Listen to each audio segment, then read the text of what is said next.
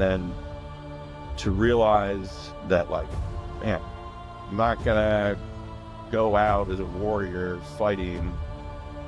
I'm gonna die right here with this bottle in my hand because it's got like control over me and I can't stop and I don't know how else to stop. And it's ruining absolutely everything that I care about. You know, family balance, stability, going out the window. Work, going downhill quick. Physical, mental health, just tanking. So it's like everything is crumbling around me. This episode brought to you by Max Belts. Guys, are you looking for a perfect accessory to wear every single day for every single scenario? Well, you've come to the right place. We all know that nothing stands up to wear and tear like a good leather belt. If you're looking for the toughest leather belt on earth, then you've come to the right place. Max Belts. They're handcrafted in the USA by veterans who are serious about their craft. And if you're looking for a belt that's tough enough for your active lifestyle and help support those who've given so much to our country, look no further than Max Belts. It's the toughest belt on the planet. It's a perfect solution for casual or dress wear and ideal for utility and firearm carry. It's the highest caliber of American craftsmanship, and it also positively impacts our military charity partners. Once again, Max Belts, you can't go wrong with them. I wear them every day. They're the toughest belt on earth. And you can find all of this and so much more at maxbelts.com. Hey guys, welcome back to the DTD podcast, Dynamic Tales Delivered. This week, it's another person that I met while I was down at Fort Liberty, Fort Bragg. He had a very interesting story. We didn't have time to interview with him while we were down there, have any conversations, but we walked around together. We spent the day and had lunch and went to the graduation. But he's here to tell about his story, and it's been quite a journey for all these years that he's been in, all these deployments, these rotations, the toll that it's taken on his mind, his body, and he's here to talk about it. JT Moracco is in the studio. What's going on, my friend? Not much, DJ. Good to be here with you, brother. Thanks for having me on. Yeah, man, I'm so glad you're here because we met down there. Bobby introduced us, and Chuck was kind of there, and we said I would love to talk, but we really didn't have time to sit down and record something, so we said we would do it. I want to talk to you about this career that you've had. Right now, you're recovering from surgery. I mean, this is I couldn't be a more perfect example of what it's done to your body. This this career, because this is definitely not the first surgery. And it's definitely not the first time rehabbing. Let's talk a little bit about that surgery and kind of what you're doing right now and where it's kind of set you in your career path. Sure. Well, like most guys that stick around soft for 10 plus years, it takes a toll on the body, right? And most guys they don't feel until it hits them. And me as like a young captain, I remember like looking at old crusty guys, and they're all complaining of arthritis and chronic pain, and I'm just like, I guess that's just what happens. You get old, and this job breaks you. But it caught me by surprise because like so many of my peers, we all think we're invincible until things start breaking down, and then all of a sudden you're like, oh shit, like, yeah, I guess I can break too. So for me, with this surgery, what really this is the second surgery on that left knee, but it was really just a wake-up call for me, where it was like, hey, you got to take care of yourself better because you are breaking down.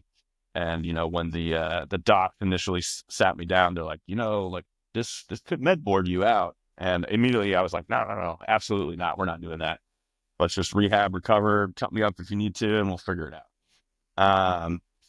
But it's been a hell of a last like 24 months, I'll say. I know we'll get into it more later, but it was when my physical health started to go down, that was a red flag. That was a wake up call for me, and so it forced me to slow down and take stock and just take a different approach to what I was doing, and that I couldn't just keep grinding on the way I was without it taking a toll on my mind and body. So it's been a good learning experience. Definitely some hard lessons learned, but now, I'm in a much better place going forward. Got scoped out the knee. They reconstructed one of the tendons that I tore, and then they repaired a bunch of cartilage that had sheared off. Yeah, so hopefully going forward, I'll have less pain and more functionability, and get back after it again here soon. What do you think it is about guys like you and guys that are in your whole kind of stratosphere of they get hurt and they get hurt bad and like you said, you've had injuries before, surgeries before, and not only surgeries but surgeries on the same part of your body. You look at guys like Chuck, when we talk about him, that's had, I think he's up to like 36 or 37 surgeries. What do you think it is that makes your brain go, yeah, I know this is actually destroying me, but I still want to stay around? What is it about that world, about that life, that makes you want to do it, even though you can see the physical toll that it's taken? Yeah.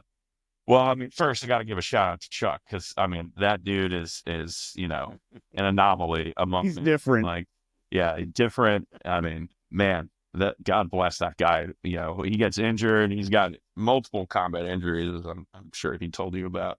Uh, but the way that he gets back after it, and he like will continue to try to get back in the fight. It's inspiring, man. And I can't hold a light to the number of injuries that Chuck has endured in his service, both combat related and elsewhere. But I can definitely empathize with it and the process now, having gone through some of the injuries myself. But yeah, first and foremost, it's ego, right? Like we all want to think that we can keep going, and then our bodies will hold up.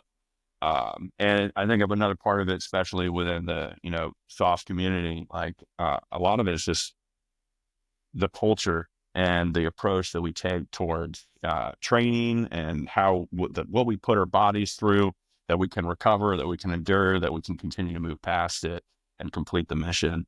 So I think that there's an element of ego. There's an element of, that's just the part of the culture within the community, is that you just keep going, and that pain's just part of the job. And that you can just overcome it with like grit and persistence and discipline. I think those are probably the two biggest things, that I see across. It's pretty common. So I want to talk to you about your childhood and about stuff that you saw as a child, and you saw really how bad it can kind of get. And I think that it's done tons for you as an adult and seeing things. So let's go back. Irvington, New York, growing up with your parents. They're divorced at 2. They're bankrupt. They're bankrupt at 2, but they're divorced. There's separation with the family. Can we talk about how this kind of started you down your path? Because your family story is unbelievable. Yeah. It's one of those things that you probably, I think many of us, especially other guys that I talk to that have had challenging childhoods, and they're vastly different and challenging in their own rights. But you don't really realize until later in life, having a little bit of perspective, just how that kind of conditioned you later on in life. I think in a lot of ways, not only does it build resilience early on, as far as you're having to overcome a lot of adversity, a lot of challenging situations that frankly, like most people don't have to, even touch ever, if not until they're adults. And so having to have some of those experiences or some of those challenges early on, I think really force a lot of us to grow up quick. I know it definitely did for me. I've had to learn about things at a younger age that, some of which I wish I never had to learn about, or never had to experience. And other things that I know were poor in terms of influencing me as far as the man that I would eventually become, and then eventually the career path that I chose. All those things were influenced by that early childhood experience, starting way back. And when we moved to Irvington after my family had some financial struggles, and they lived in Goshen, New York, and then we moved to Irvington, New York, which is where I bounced around, for the most of my childhood after that area. So here's the question to it. I want you to talk about what it was like with your parents being married, and then once they separated, because I think your family dynamic and talking to you changed exponentially once they got divorced. Oh, yeah. Yeah. I mean, it was definitely like the reality, around me just got completely imploded, right? Like, so, I mean, I remember all the way through second grade, just not knowing that there was financial issues going on. Uh, but it was a fairly idyllic life, like we, had a happy family. We did, your typical family things together. Spent a lot of time, a lot of fond memories going up to like upstate New York and going up to the Adirondacks every summer. And so there's a lot of really good, like happy memories from the early childhood. But once the divorce started, and we saw it before it got to that point where they sat us down, they told us like, "Hey, we're going to separate," because we saw the fighting between them. We saw, get, loud, physical, all that. But then once they actually separated, that's where, it just went from bad to ugly. Um, and yeah, things just turned into, I mean, I can only describe it as like absolute hell on earth. I would not wish that experience on my worst enemies. Uh, and I definitely feel for others who have been through similar experiences. But yeah, I mean, the it's not so much not just the drastic change from having your parents separated, knowing that there's tension, knowing that there's fighting going on. Uh, it's the combination of uh, police coming to the house repeatedly for issues, domestic violence issues. Um, Sometimes a parent getting taken away, from the house, um, and then not only the emotional abuse that then later persisted, um, the physical abuse that I witnessed, and then later at its worst, the sexual abuse that unfortunately occurred. And it kind of just snowballed into this absolute nightmare. And that divorce went on for a long time, from when I was in second grade until, see, it's been fifth, sixth grade. So during those years, it was pretty rough to say the least. Well, I want to point out when we first talked, and actually we were on the phone when I was in the airport. We talked for quite a while on the phone. You said that from 7 to 9 years old, that was the darkest point in your life, even more than in the military and everything that you saw in the military. That's a pretty telling statement to say in everything that you've seen that was the darkest point in your life. I want to kind of talk about, if it's not too rough, to talk about how you start seeing that slip into the darkness. I think there's layers to it. It starts for me, or at least my experience was, it started when you lose sense of like what reality is. You don't have stability within the family, don't know who you can trust. You have one parent lying to you, another parent, saying, having a different narrative of how events happen. So it's making you doubt even your own experiences if you were witness to it. So there's just a lot of, manipulation, especially by my father. He's, if you meet him in person, you'll be like, wow, really nice guy, extremely charismatic, real stand-up guy. But you don't see the other side of him, the dark side that I think we all have to an extent, but his was just manifested in a darker way, unfortunately. Um, so you know, it's it's the slow descent into just absolute madness and chaos where you don't know what's real, and you start doubting your own experiences. And then even as you're trying as a kid who's just trying to like navigate this difficult situation and having to endure different forms of abuse, and then trying to speak up for yourself, and then being told that, oh, that's not valid or that's not true. Um, it really like put, you know, had a lot of trust issues with people from those experiences, having to deal with the legal system, having to deal with court appointed lawyers and guardians that are supposed to be advocating on my behalf.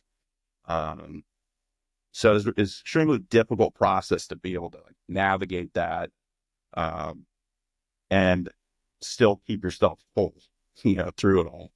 And for me, it was just going through it. Like I just kept, losing pieces of myself throughout it that would take me years to, do the work on my own to try to heal myself and move forward from that. Um, and I see a lot of similarities to some of the experiences I've had, like even in combat, where you do lose a little piece of yourself in some of these situations, and you see like absolute evil or darkness, or you're having to meet a situation with extreme violence. It changes you.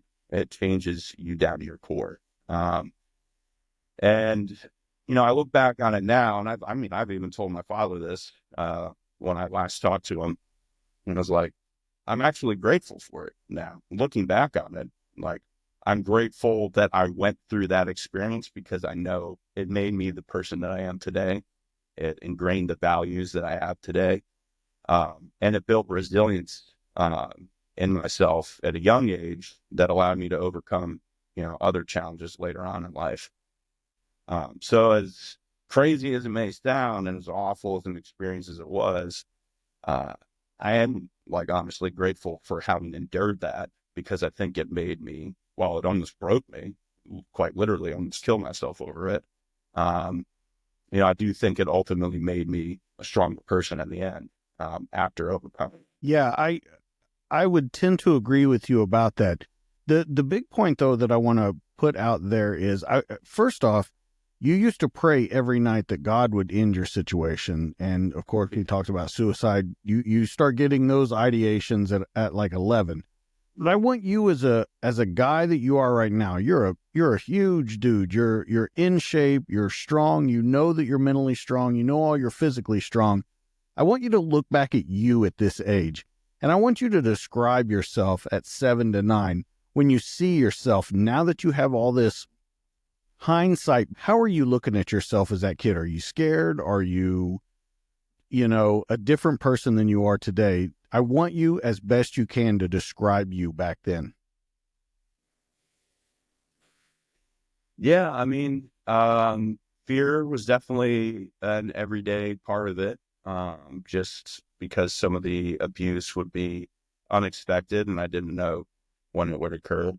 Um, so there's definitely an element of fear, definitely an element of mistrust of all adults, not feeling extremely isolated and alone at that young age, having to figure out really complicated situations, and weighing how do I protect myself in the situation, and then how do I protect my sisters, because I had an older sister and a younger sister. I still do. Um, and trying to figure out like what I am able to do as a young kid to help change the situation. And initially it was, I put all my hope and faith in what I was raised to believe was a source of power. And that being like Christian faith. Went to church every Sunday, and was pretty active with our Presbyterian church. Um, and so I went to that because I thought, well, like that's what we do in church. So maybe my prayers will be answered. And so, yeah, prayed as hard as I knew how, to for God, or, higher power, to get me out of that situation, to lead me to a place of peace and safety, and just kind of bring reality back to a, more balanced everyday existence. Uh, And I look back on it now, and as I'm thinking of that kid, that earlier version of myself, you know, um, at first I was hopeful that with time and enough prayer that I would, I would find a pathway out of it. Um, and then after years of it not changing anything, that's, where I started to lose faith. Um, And I finally got to the point where I just got so angry, because I remember like crying, like almost every night, like praying, as hard as I knew how, um, asking for relief from my situation, and then finding it. And then after years, I finally got fed up and I got angry. Um, and I remember like cursing, God, like, how could you not care about, me as a kid? I'm innocent in all this, and I'm a victim here. Um, how could you not like look out for me in any way? And so I felt abandoned, not only by uh, God, but also parts of my community as well at the time, um, were making things even more difficult for me and my family. Um, and yeah, eventually it got to the point where I wrote God out of my life at an early age, because I figured he didn't want anything to do with me, so why should I have anything to do with him? Um, and it wouldn't be until about 30 years later that, found my path back to, you know, spirituality, the God of my understanding now. And it's a huge source of strength that has enabled me greatly, over these last 4 or 5 years, uh, to really build myself back up and heal in different ways that I didn't even realize I needed. So here's the question that I have for you, and you don't have to answer it if you don't want to. Do you think at any point in your childhood or now that you hated your father? Oh, yeah. I mean, yeah, I carried a lot of anger towards that man for a very long time. Um, you know, when I did finally uh, get removed from that situation and moved in, full custody, got transferred over to my mother, and then my father left town. There was several years where I didn't even talk to him at all. But I livid, angry, like seething with anger, um, for what he did to me, what he did to one of my sisters, and then the situation that he put us through. And that anger didn't leave me for a long, long time. I mean, even when I tried to connect with my father years later, because my younger sister still had a relationship with him, um, I did it solely with the intent of, well, if if I do need to take more drastic measures to stop him from hurting, my younger sister or my, half sister or my stepbrother, um, then I need to like have a relationship to be able to facilitate that, or at least maintain presence. But even during that time, I was putting on a front for years, um, feigning caring when really there was just nothing but anger and, the idea of revenge in my head. Um, and that really didn't go away until, uh, you know, after college, after several years in the military, and then I finally kind of made my peace with it, um, and then eventually found, a place where I was able to find forgiveness, and that anger fully dissipated, because it no longer served me or um, enabled me to continue to grow, because I realized it was holding me back in the end. But yeah, there was definitely a lot of anger there for many years. Well, here's what I think's interesting about that, and we can say it's psychoanalysis or whatever. I ask you, at any point did you hate your dad? And in that entire answer that you gave just now, you never said the word hate. You said a lot of anger. You said you were angry, you were mad, you feigned caring, but you never said the word hate. Yeah. I wonder why.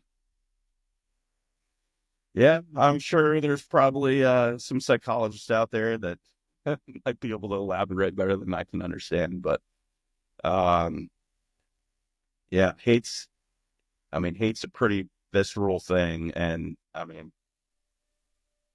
there's definitely moments, although I didn't answer it, but there's definitely moments where, yeah, I think I would say that I hated that man, down to my core.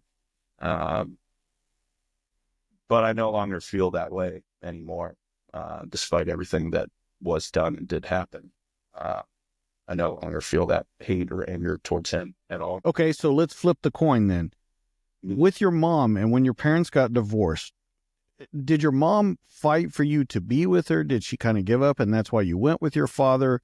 How did that all kind of break down? Because the next question that I would ask you, with all of this and all that happened to you and it being the darkest part of your life, was there ever a time that you hated her? No, no, I can honestly say I never uh, had any hatred towards her. Frustration, sure. Anger at times, sure. Um, but hate, no, never. You know, I mean, is like one of the strongest people I know for what she went through, and endured, not only with the divorce, but within the community and just the struggle that she went through as a single mom trying to raise three kids on her own, and trying to make ends meet and just working her butt off. Like, she really served as a role model in a lot of ways for what like discipline, grit, endurance, and ultimately yield. And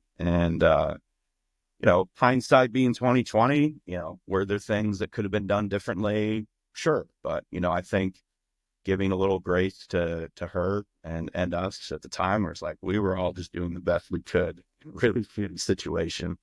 Um, and it wasn't always the best approach or the right approach, but it was the best that we knew how to do at the time. And she fought. I mean, she fought.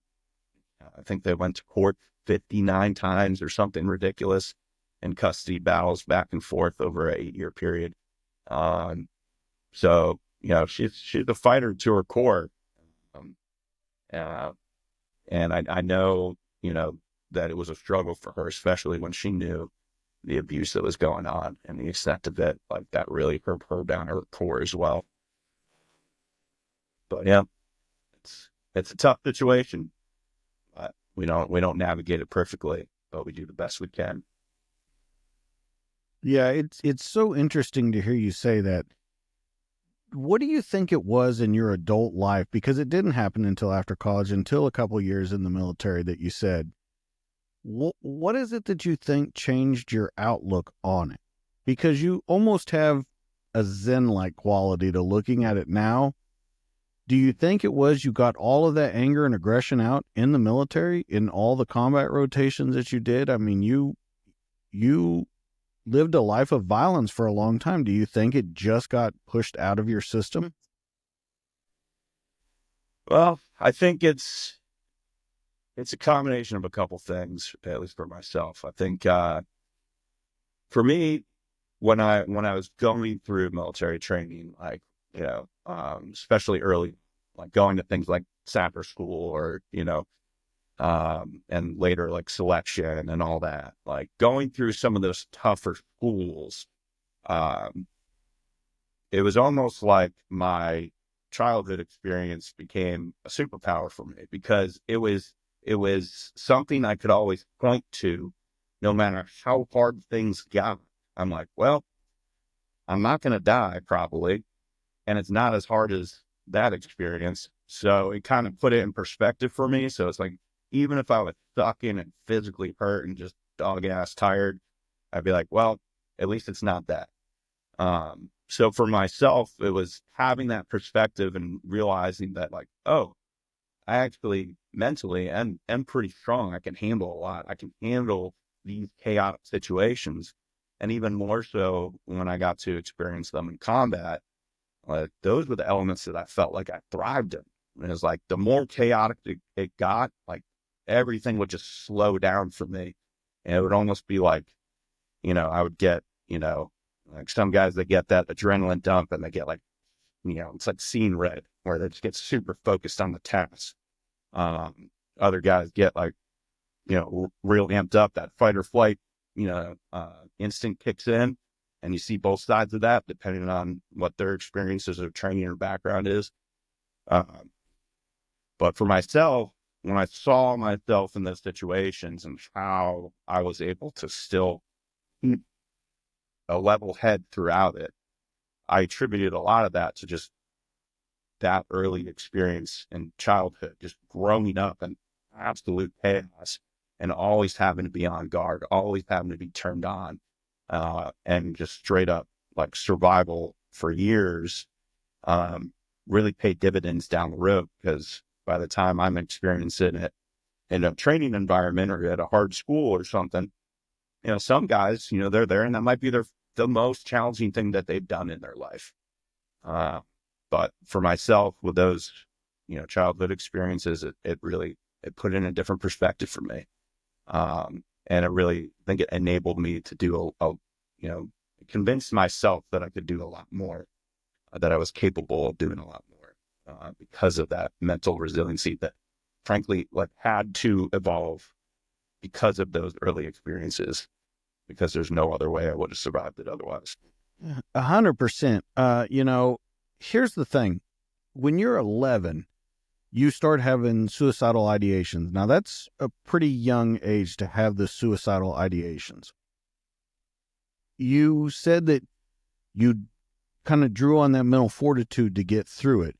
But I want to know, at the age of 11, is there something that started that thought? Was there a match point, a specific event, something that pushed you to thinking that? Um, it's probably a pretty complex and long answer, but I'll try to give a short version of it. But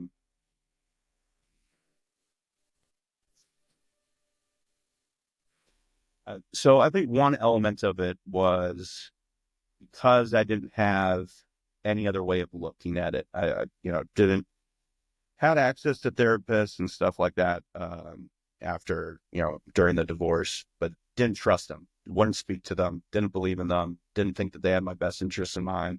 Um, so I was really on my own to navigate it. And I didn't talk about, the sexual abuse or anything like that for years and years, like just kept it as like compartmentalized. That's down in a box. We're not going to talk about that.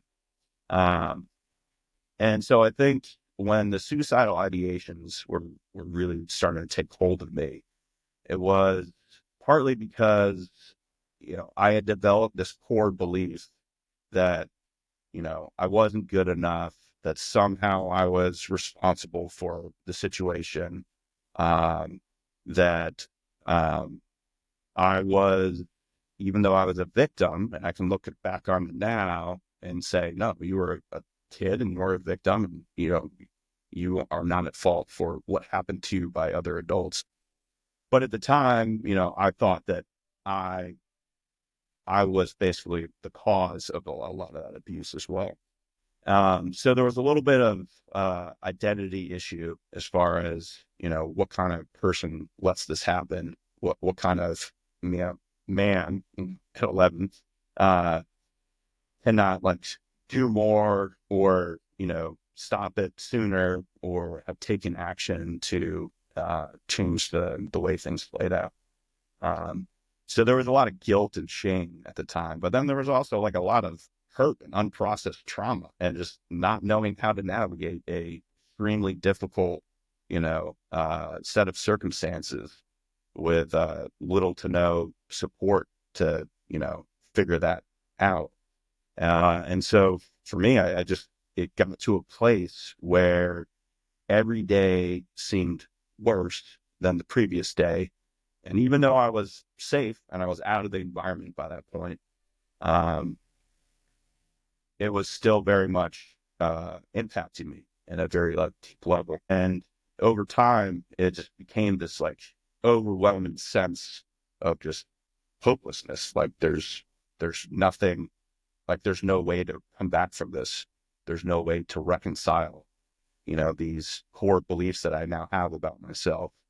And it's a dark and scary place when you start to get into this, you know, uh, mental mindset. You start to develop these patterns of thinking about yourself, about the world. And when you start to convince yourself that there's only ugliness in this world, and that the only solution to end the pain and the ugliness is to kill yourself, like, it's a scary place to be, and especially as a kid, um, you know, um, and I mean, had I gone back and could go back and talk to that younger version of myself, I probably would have, had some choice words and, try to encourage a different path and mindset and approach to it. But at the time I was just surviving as best I know how. And it was a painful existence for years until I finally managed to overcome it, and move on, but it was not easy. So let's go back, because that was going to be my next question. You, in all the speaking that you do, in all of the help that you're giving to these soldiers that are going through PTS, that are going through these crises, you go back to that kid, what do you say to them? Yeah. I mean,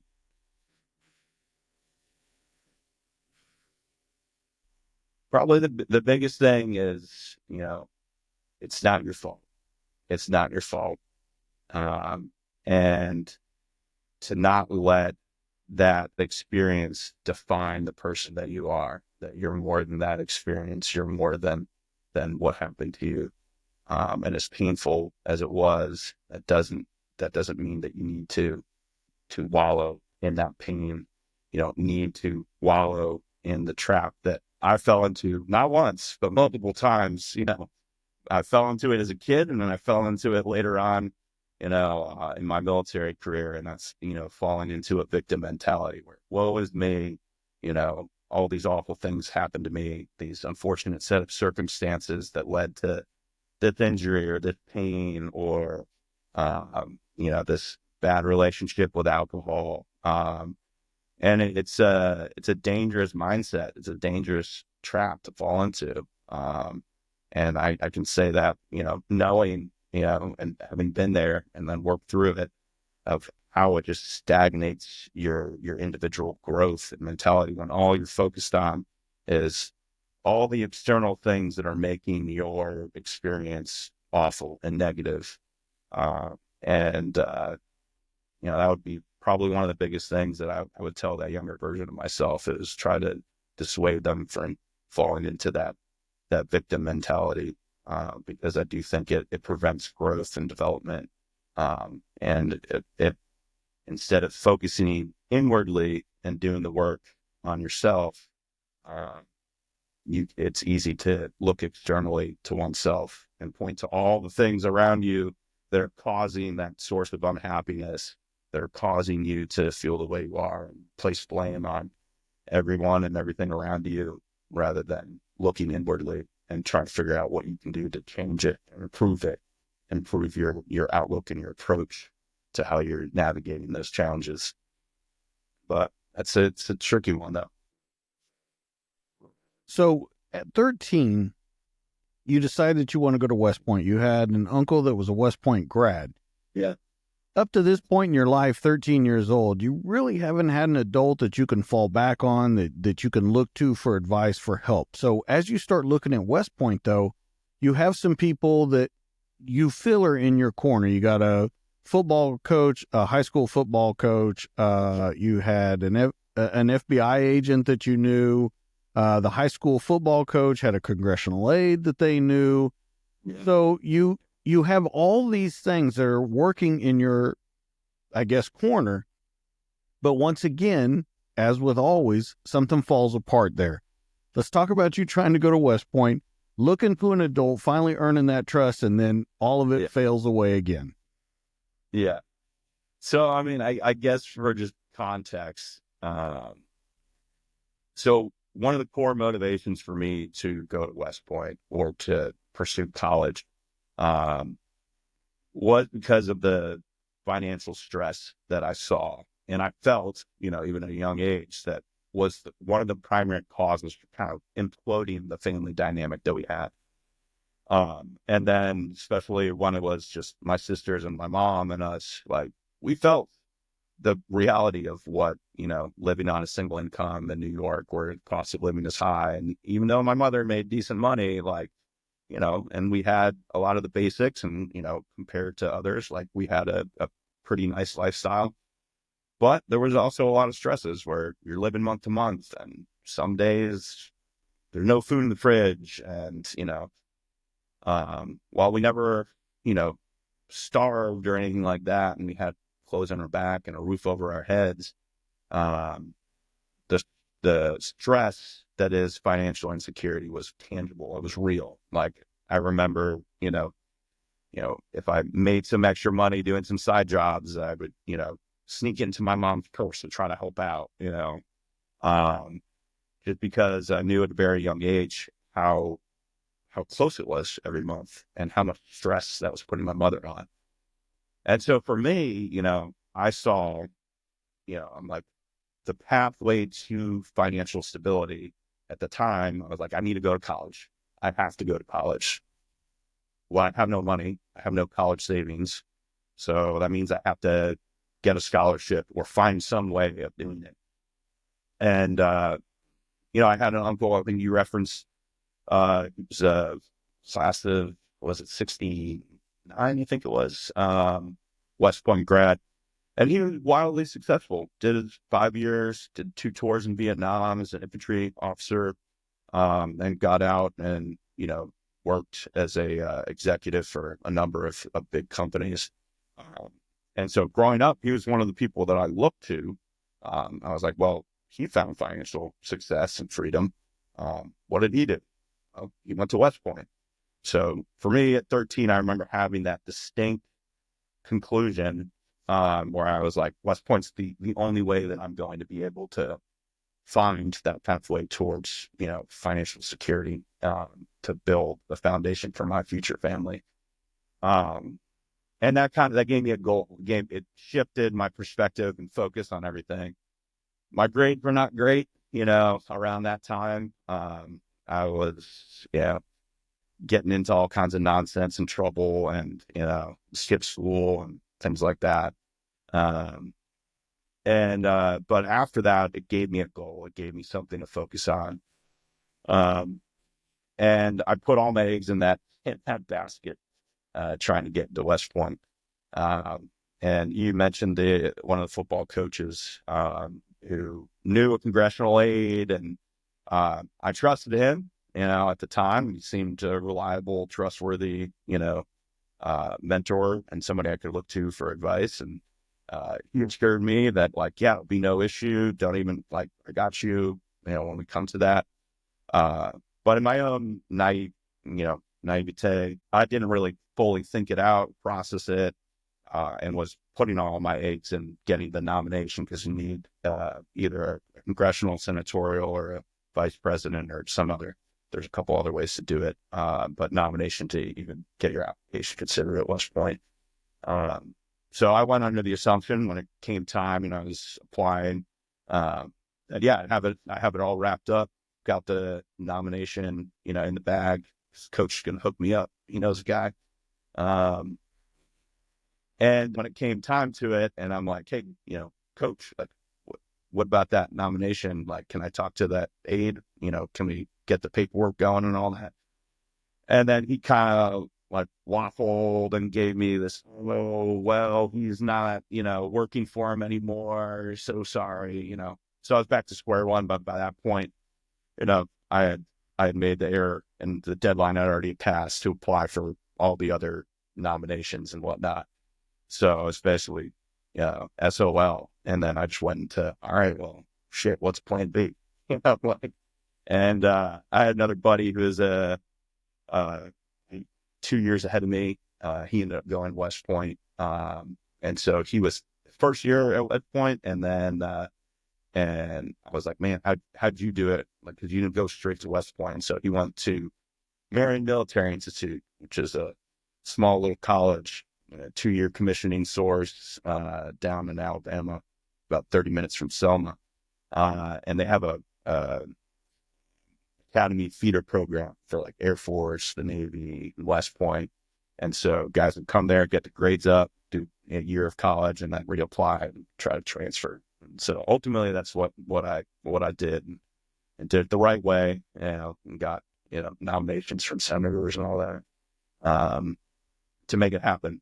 But yeah, I mean, at the time, that was the only option for me. At least that's what I had told myself, convinced myself. So I didn't even bother applying to other places.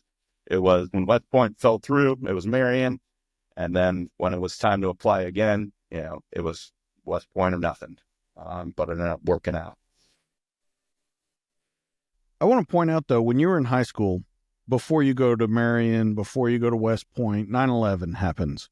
And you told me a while ago that you had a chip on your shoulder. You were a poor kid in a rich kid's school. Yeah. You got to kind of explain that to me, because what was you going in the military? How was that going to change that chip on your shoulder? I mean, it doesn't do anything but prove something to yourself. I'm sure, of course, you don't know that back then, but that was kind of the thought, was I'll show all of you? Yeah. No, I don't recall having that thought, like I'll show them or prove anything to them. Um, Honestly, a lot of it was just I had so much anger from, earlier childhood experiences, and it kind of just manifested itself and got projected onto some of my peers and classmates who, you know, they, to me, they had a charmed life. They had a, solid family. They had, financial stability.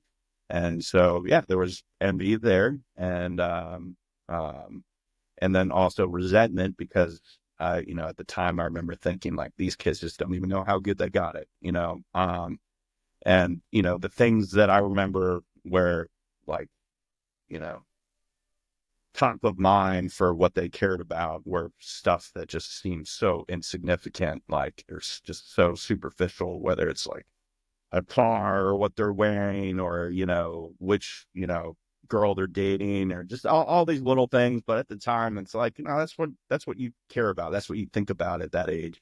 But to me, in my experience that I had gone through at that point, like it was really hard for me to reconcile the two and be able to just like figure out how to be a normal teenage kid and not have that chip on my shoulder.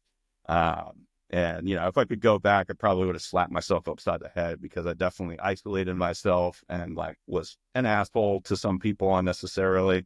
But a lot of it was just born out of that childhood experience that I just was still processing and still trying to navigate through. So, you know, I don't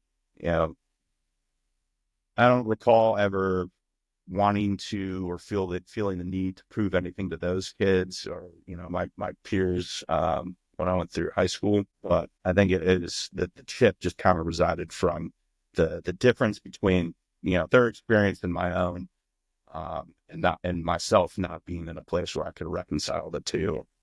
Uh, just because in some ways I felt that, you know, I was better than them in my mind at the time. I had that belief of like, well, I've I've done more, I've experienced more. You don't even know how good you have it, um, and that allowed for some negative thoughts and beliefs about those some of my peers to kind of manifest. Fortunately, Well, you don't attend West Point until 2004. That's when you start West Point. that's correct. Yeah. 9/11 happens 2001, so we're 3 years there. You still have 2 more years at West Point. So, by the time you get done with West Point, first off, how proud of yourself were you when you got into West Point? And then number two, was it everything that you thought it would be? Because you went there for a strange reason. It wasn't necessarily for duty or God or country. It was to kind of save on a bill from going to college. So does your focus kind of change once you're there?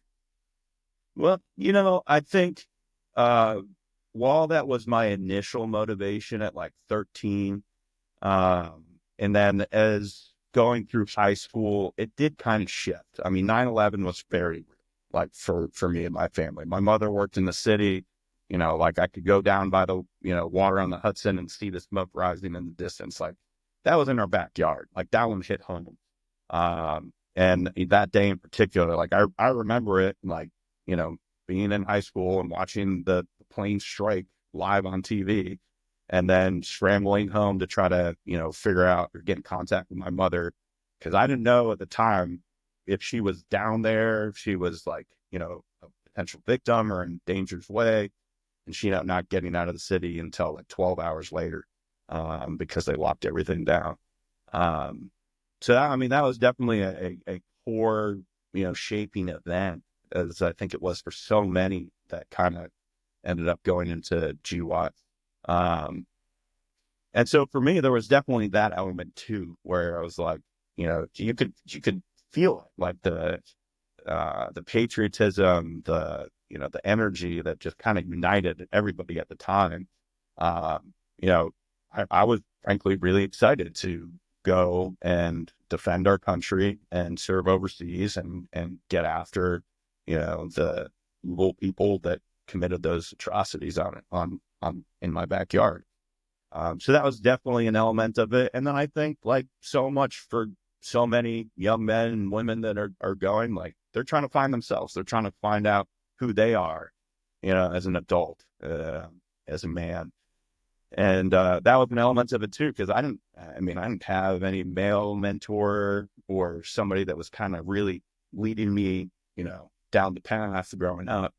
I was figuring it all out myself. And so I figured, well, that's a good place. There's some, amazing people who have accomplished great things for our country and for our people. And a lot of them started with, service, in the military. And so I thought, well, that's a great place to figure out who I am too. So it was kind of, I guess, three different elements to it at the time.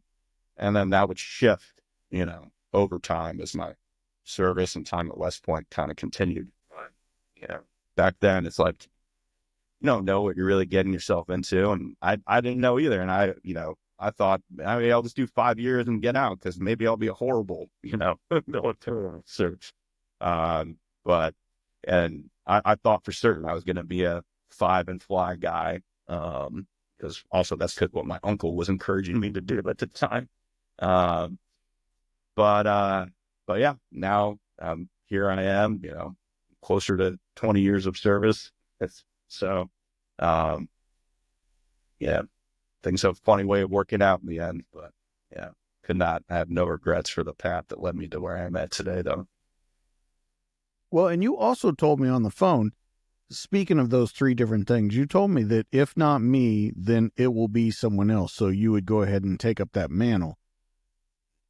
When do you think you got your first? Because every time I hear you talk about, how you got somewhere and doing it on your own and not having really any help, when do you think you got your first mentor? When do you think you got the first person ahead of you or older than you or whatever, where you were like, wow, I could really look up to that person? I wish there's a lot of people that mentored me in little ways, but not in like the way that, a lot of people might think of. Like when I think of a mentor and what I try to do when I'm mentoring younger guys, is like really be invested and know who they are and then help guide them towards the path that can bring out the highest and best versions of themselves.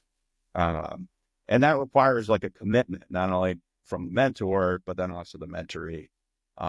Mentoree needs to pursue and be willing to, facilitate that relationship, to encourage it, to allow it to kind of come into fruition.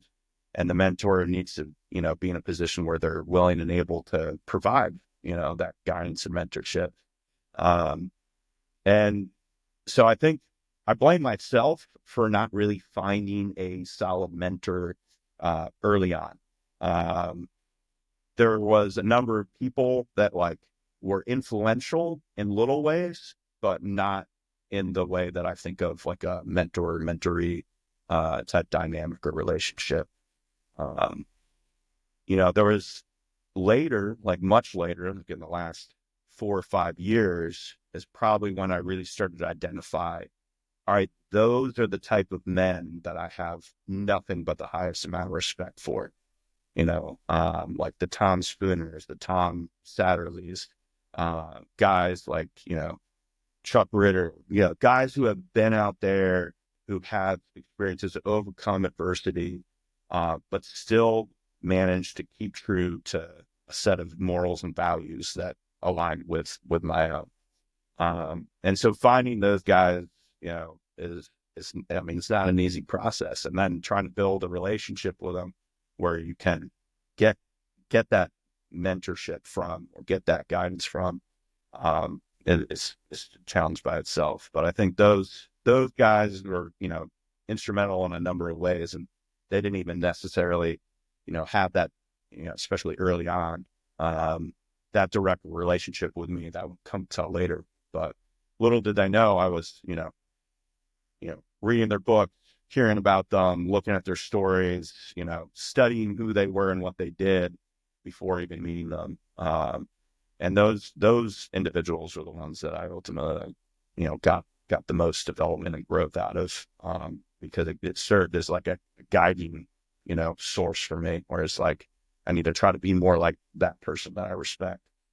And so what are the things that they are doing on a daily basis? How are they giving back to their community, to enable and achieve that version of a man that I respect and that I want to be more like? So yeah, to answer your question again, it's like, I don't think I could point, there's no one individual, that I can point to and be like, man, yeah, they made like such a huge impact. Like my uncle definitely, he gave me some guidance here and there, but it wasn't like the persistent relationship that you would typically have with a mentor or mentoree. Well, two things come up from that. When you say that you didn't have that relationship, one, in everything that we've talked about before today and even today, I don't think that you had that trust. You got burned so many times that you weren't willing to invest the trust in that. Like you talked about with the mentoree, you thought, if I can think, because I know it's how I would think, I'm not even wasting my time, because why get burned again? Therefore, it's hard to build that mentoree relationship. And then number two, those guys that you talk about, as amazing as men as they will be the first ones to tell you they are horribly flawed human beings. Yep. Horribly flawed. And so I almost wonder now, when you look and you say those guys, you say Tom Spooner, Tom Satterley, Chuck Ritter, guys like that, I think that you just connect with that. You know that you were horribly flawed. You know that you are now. Can you speak to a little bit of that? Because I think it's interesting that you point out those three guys in particular. Yeah.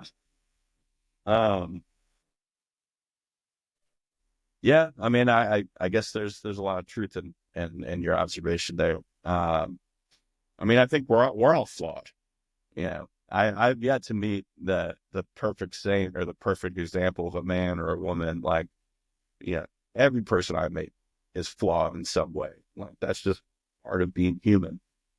But I think for me, what I have nothing but the utmost respect for is that despite those flaws and despite those weaknesses that people had to overcome and then find a better version of themselves in that process, that they can overcome extremely difficult situations, uh, extremely like problematic, would it be marriages or relationships with kids, or their children, that they're able to overcome those things despite those flaws, and find a higher and better version of themselves in the process.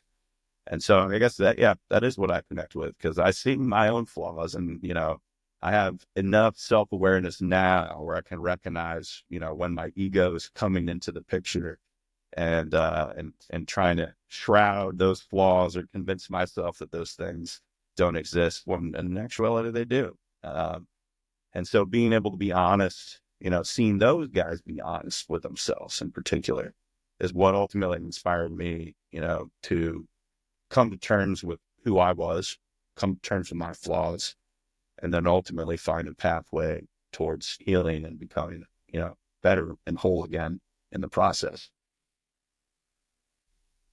I want to talk about when you first come in the military, your first Cav Division. You commissioned in 2009. You come over to the first Cav Division. That's where you do your first two deployments.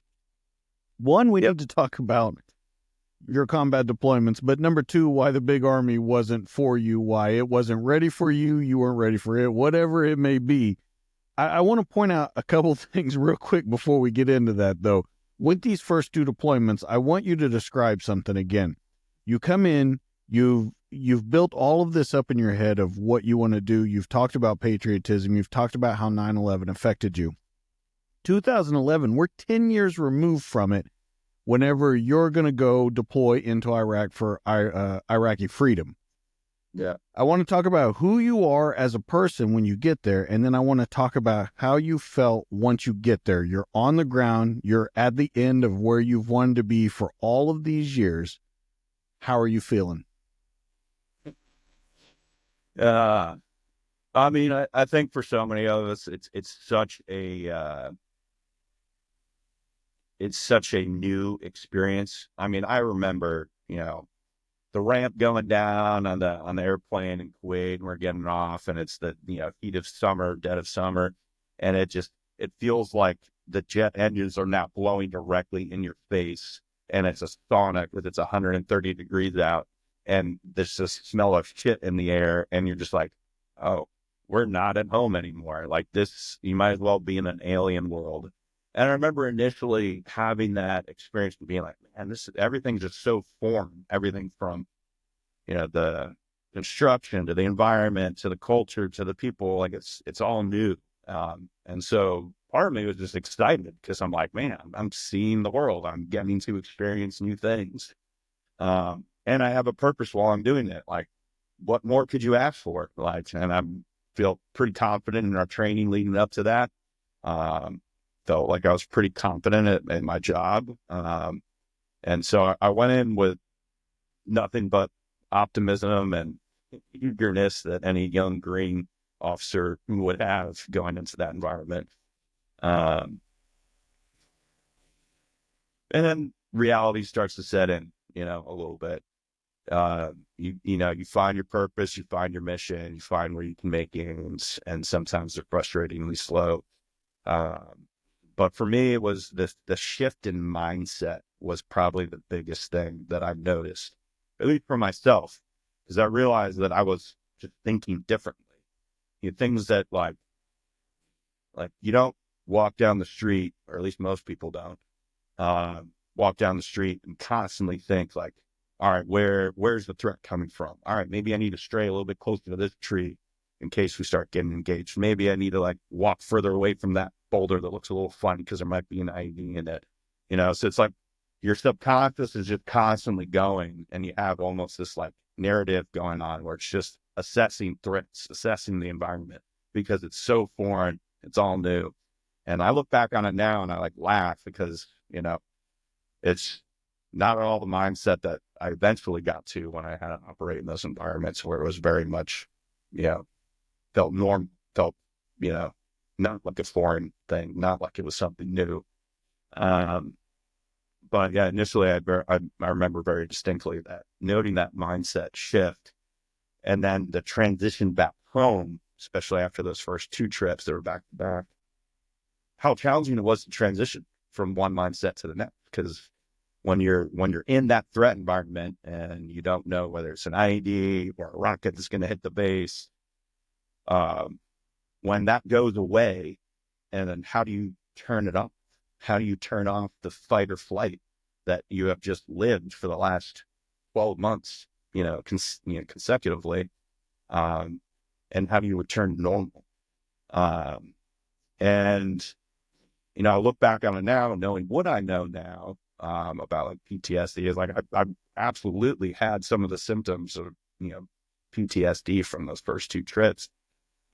They just manifested in different ways then than they did later on after uh, follow on tours. Um, but yeah, it was definitely the newness of it all was the thing that stood out the most. Setting off that plane and into that environment those first two trips. As we all know that have been in the military, being enlisted or an officer, those second lieutenants, they know their stuff or they think they know it really well. I would like to know the first time you were actually humbled by one of your guys. Well, like I tried really hard because I saw it early on at West Point where man, like I mean the talent that they bring into that place, like I mean most of these kids are like phenomenal. They're, athletes, they're top of the class, a lot of them blow me out of the water in terms of athletics and academics. And so my ass was just happy to be there, right? Like And I was like, I don't need to be straight A. I don't need to be a, collegiate superstar. I'm just happy I made it. I'm happy I accomplished that goal. But, the number of times I remember sitting in and they'd bring in like, different politicians or military leaders, and they'd say the same thing. They'd just be bolstering up all the cadets' egos. Oh, you're the best, you're the brightest, so it's just inflating their egos even bigger than they already were coming into that place. So there's a stereotype that gets developed with, left pointers, ring knockers, they think they're better than everybody, they think they're smarter than everybody. And, it was one thing early on, I'm like, I'm not going to be that guy. Like, because I saw some of my classmates where it's like their ego couldn't even fit through the freaking door. And they definitely needed a couple servings of humble pie in order to get grounded back in reality and realize that they're not as special as they thought they were. So, I mean, I really endeavored to not be that guy, not be the stereotype, and really listen to my NCOs. Not that I wasn't humbled. I mean, I definitely remembered, I fell for a trap once where, it was a sob story. One of my specialists got into some trouble, and I was on like, nighttime, staff duty or something, and he was on like room restriction, and ended up talking to him, and uh, I ended up releasing him from restriction and allowing him to like go back to his room or whatever after hearing the sob story and feeling for him. And my platoon sergeant the next morning, like when he heard what I did, he pulled me aside and like, what the fuck are you thinking, man? And I was like, well, I'm trying to justify it. And I was trying to get all like, you know, you know, inject psychology. Like I knew what the fuck I was talking about. And but he was right. He was right. Yeah. I'd gotten played. I had, been manipulated. The dude pulled on my emotional heartstrings and I caved. Um, and it was stuff like that. Those little reminders where it's like, uh, trying to do the best you can, but you still fuck it up. And, thank God for the NCOs I had early on. Like I had some really great like squad leaders, and a really great platoon sergeant, early on that really helped mentor and develop me early on. Um, and I think if it wasn't for the NCOs and my willingness to take any information, any lessons that I could glean from, because I mean, I looked up to those guys. I mean, here they were, and they had already had 4, 5, 6 combat deployments to Iraq, and I'm just the new guy trying to figure out how to be a platoon leader, So I knew my place. I knew that I had something to learn. So luckily my ego didn't get in the way too much. Well, you do two back-to-back rotations, Iraqi Freedom, then Spartan Spear. I'm sorry, Spartan Shield. You decide, I think, quickly afterwards, or maybe while that was going on, that the big army's not quite for you, and the Q course is in your future in 2012.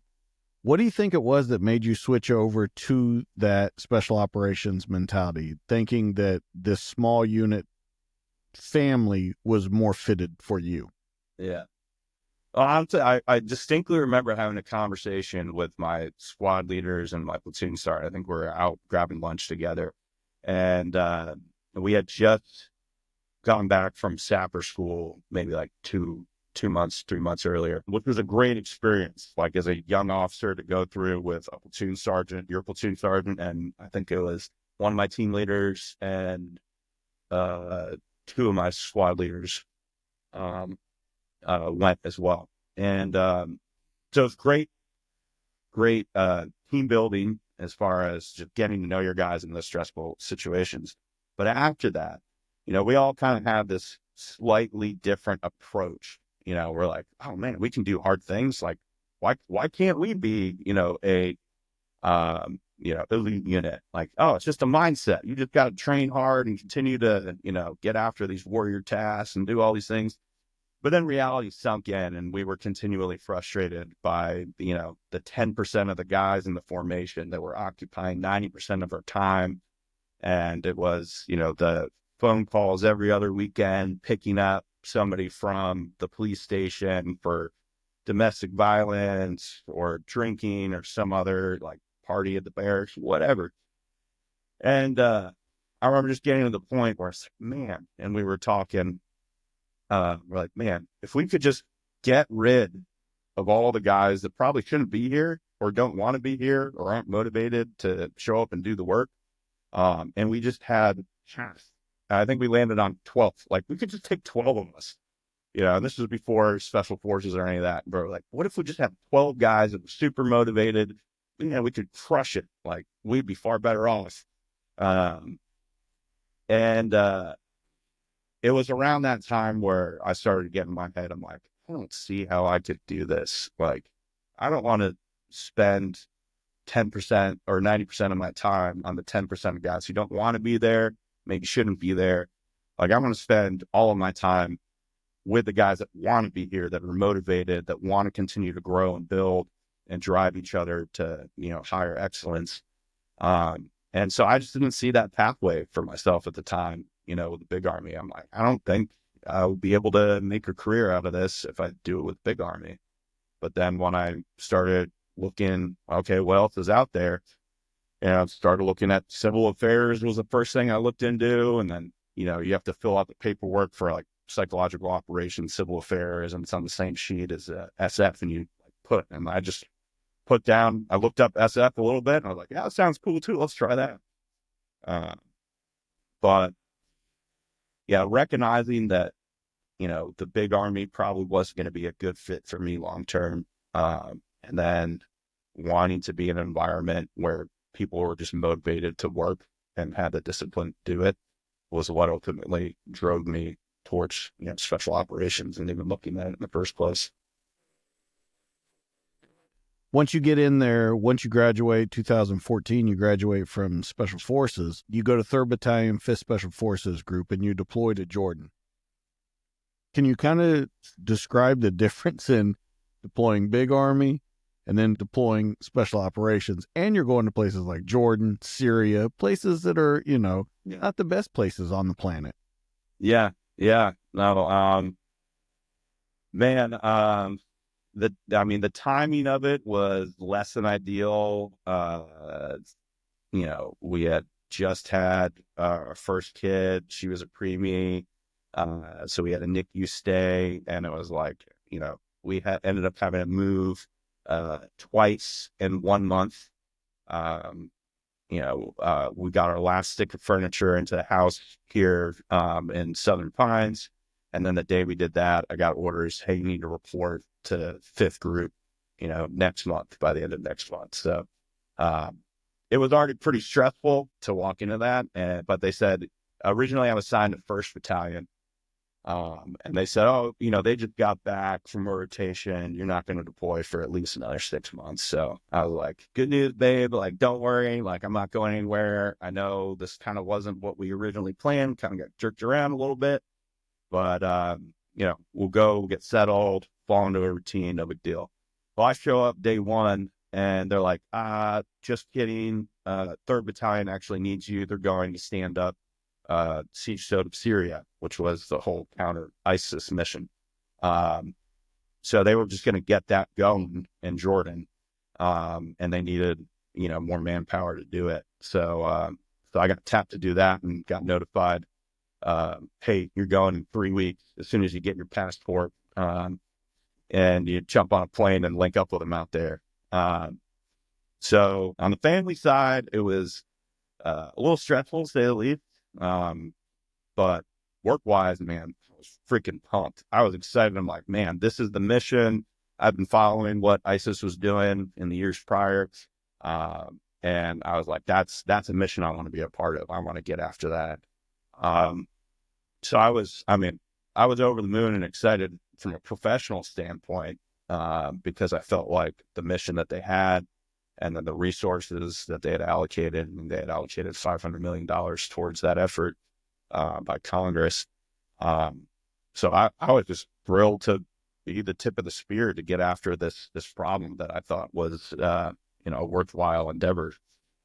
Um, but just like any, it's like, big army, you get your LT time, and then you kind of prove yourself. And by the time you're, senior first lieutenant, captain, you kind of have somewhat of a reputation. It's like you go over to SF, you're hitting that reset on the reputation button. So you're starting all over. And so I just remember taking the same approach. Like, I'm just going to go into sponge mode, be a man of few words, and just learn what I can, because all these guys have been doing it for 10, 15, 20 years longer than I have. So, being part of that initial process and getting things stood up, for me, it was like one of the, best missions that I could ask for, as far as like career wise, being able to have that experience and see what it takes to stand up. I see Soda to get the strike cell, to get the training programs going for our partner forces, and then working with, the teams and the embassies and whatnot to make that a reality. Like, for me, it was a wild problem set to get after. But I just realized how little I did know. This first two deployments were vastly different. And the subsequent ones were even, night and day difference from those first two with Big Army. Well, I want to kind of point something out or ask you about something. Sure. When we were talking about growing up and you said that chip was on your shoulder, that you saw these kids that had stability and these families that had stability, and you were kind of envious of it and stuff. And then you get to the military, you get to the dream job that you want, and then the family stability is not there. Like, instantly it goes into non-stability. And it almost seems like, because let's lay it all out on the line. You told me you were the best version of yourself in combat. We can agree on that, right? Hands down. Okay. So you say you're the best version of yourself in combat. You have this family back home. You've talked about stability your whole life, and then you throw into a world of turmoil, and you absolutely love it. So we got to talk about, like, how that happens, because it's such upside down from what you say. Yeah. Yeah. So, I mean, part of it is you get to do what everybody else desires, right? Everybody wants purpose and fulfillment in what they do. And fifth group, hands down, gave me that. Like, I could not be more grateful for the time I got to spend with that organization. I grew so much as a person, as a leader, as a, Green Beret. And a lot of it was, the lessons and experiences I got while serving with fifth group. And having that drive towards a singular purpose that drives so much fulfillment and satisfaction from is addicting. And I mean, I can't tell you the number of guys where, you get into it, and when the out tempo is so high and you're constantly going, you become so singularly focused on that task. But then you see why you need to. You see what happens if you're not prepared and what the consequences of that. Either somebody's going to get hurt or somebody's going to get killed if somebody's not doing their job to the utmost of their ability. And so that made it real for me, especially when we lost guys and,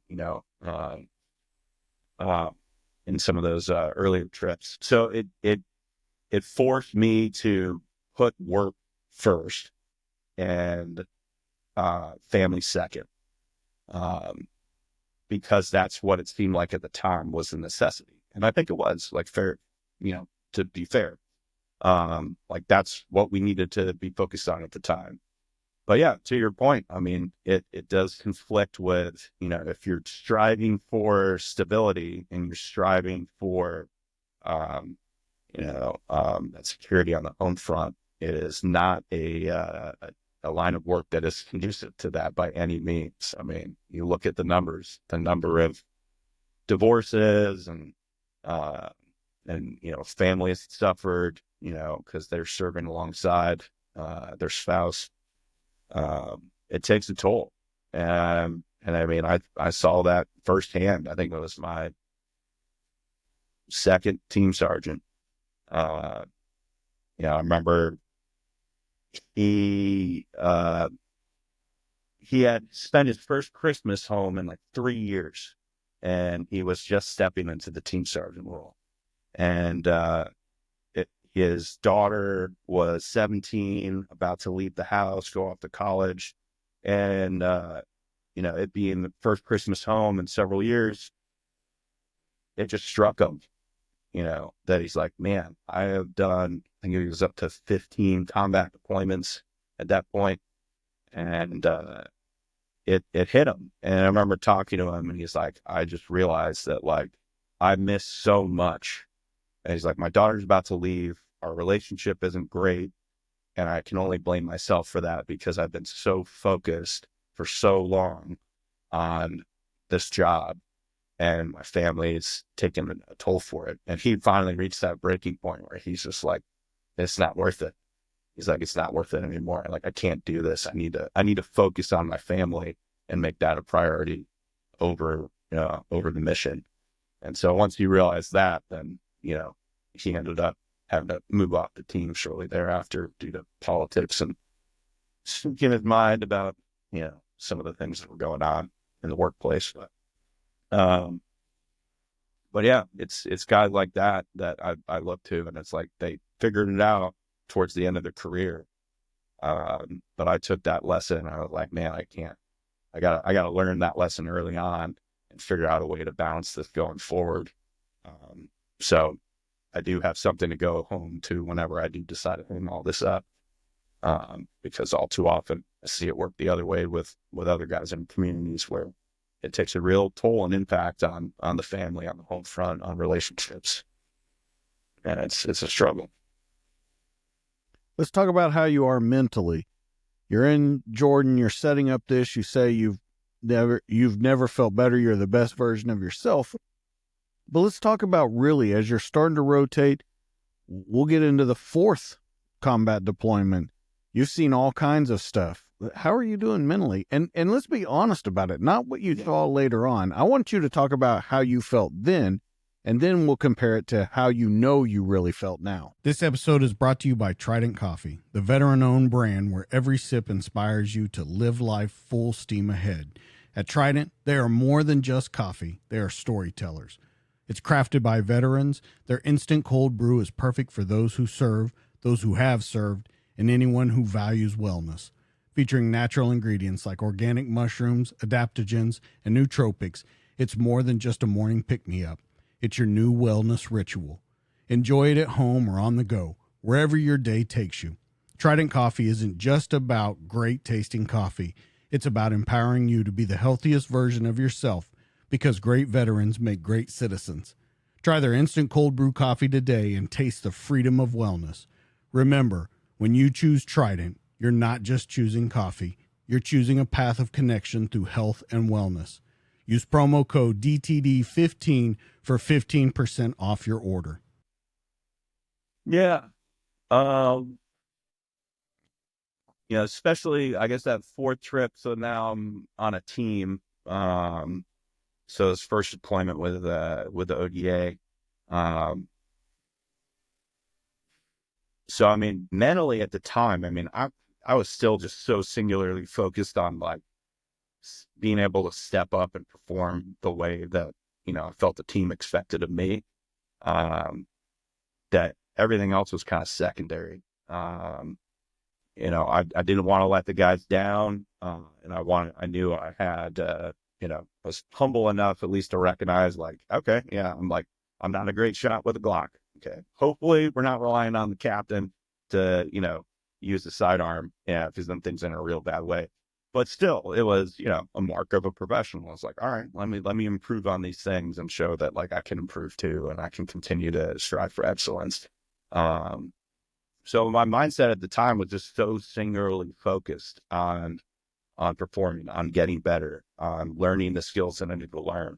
And I quickly realized I was like, yeah, there's a lot of areas that I am lacking that we weren't taught in the Q course, or that we didn't even know before some of those first trips to Syria, and then we changed the way that we trained up for it. But so I think at that point, It was still very much in that green kind of mindset, even though we're talking 4 deployments in. Like I'm still in my mind, I'm still learning new stuff. I'm still having to be put in situations that are new and different and challenging.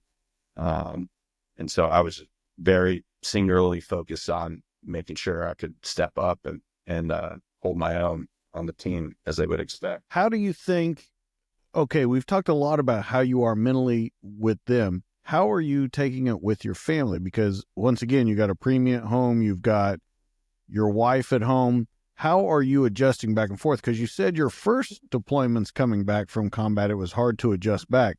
Now we're into the fourth one. How are we adjusting back in? Yeah. Yeah. No, that was a challenge. And I mean, both, especially with young kids, because I think at that point, Kristen was pregnant. Yeah. No, yeah. Because it was the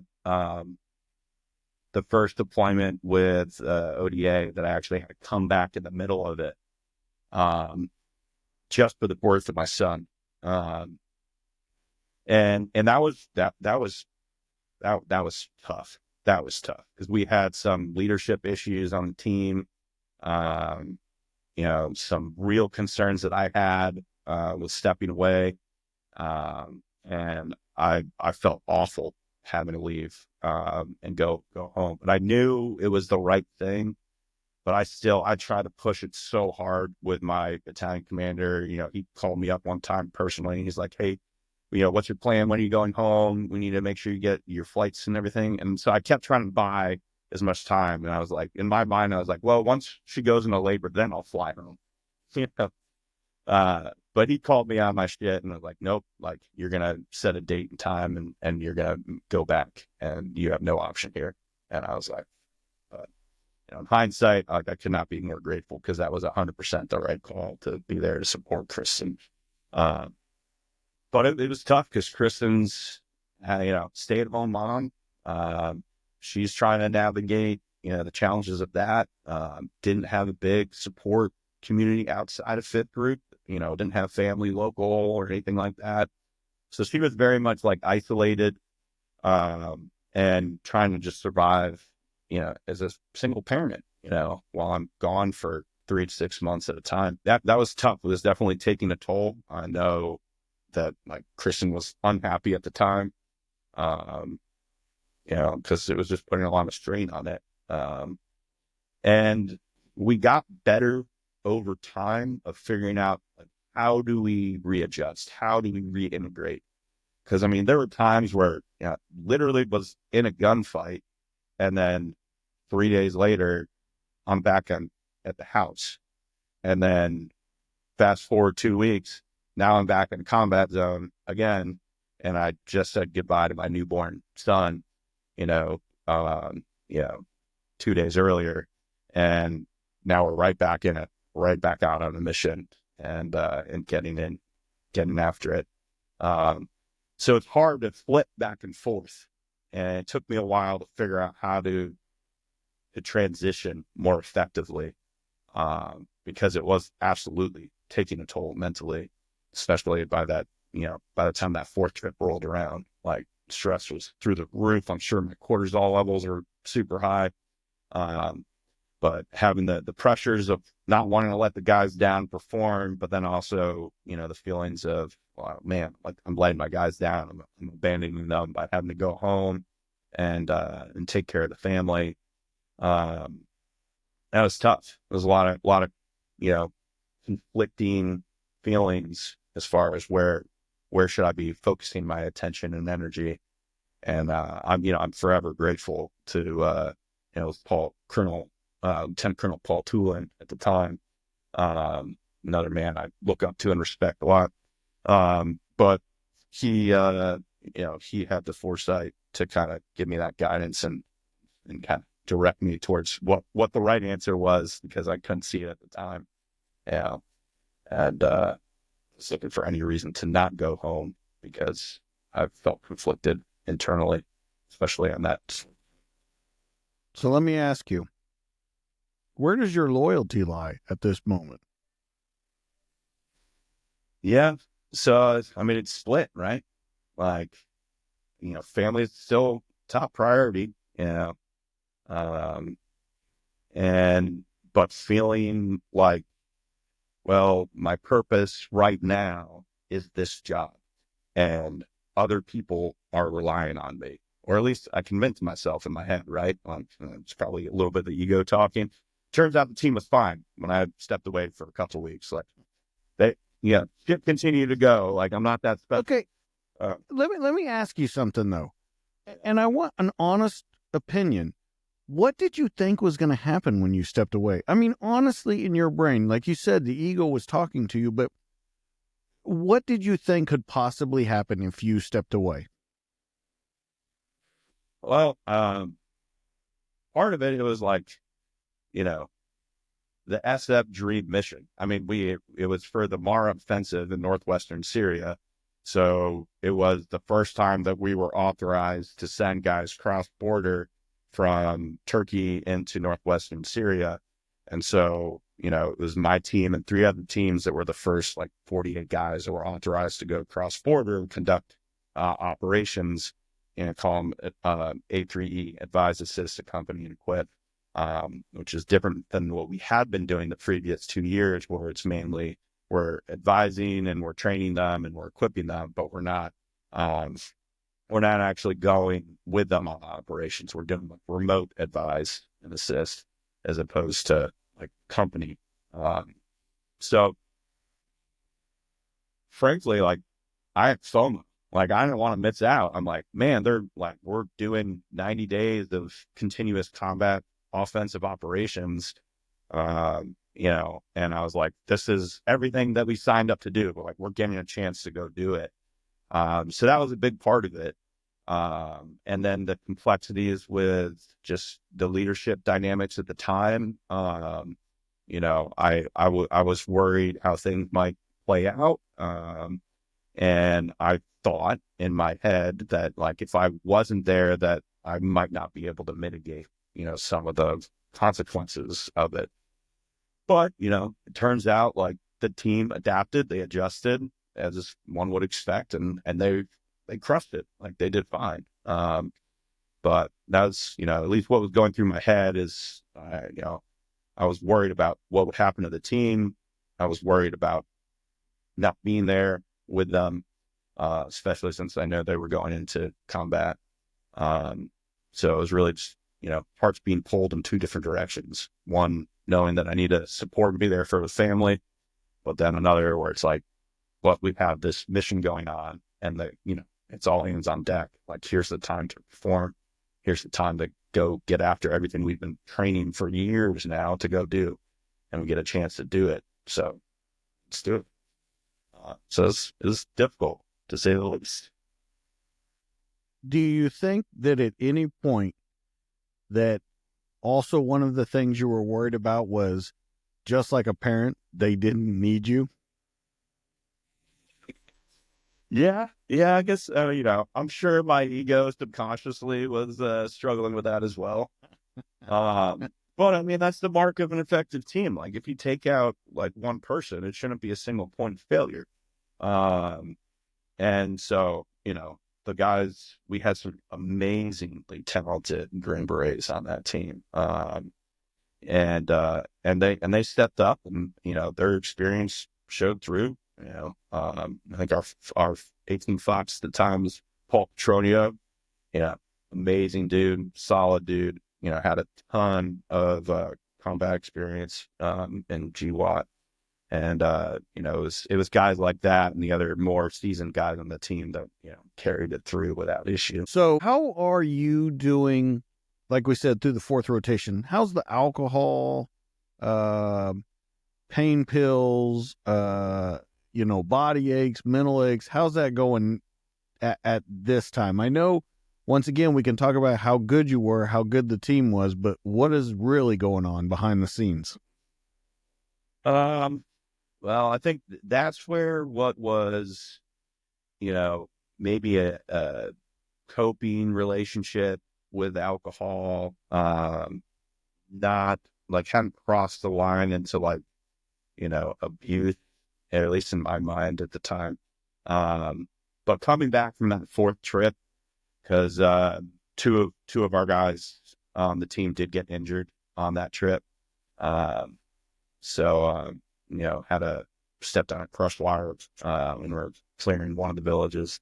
Um, and that fucked me up pretty good, I'm not gonna lie. Because I took extreme ownership of everything that the team does or, you know, fails to do. And taking that mindset and that approach to leadership led me to the conclusion that, like, I was ultimately responsible for how that mission went down.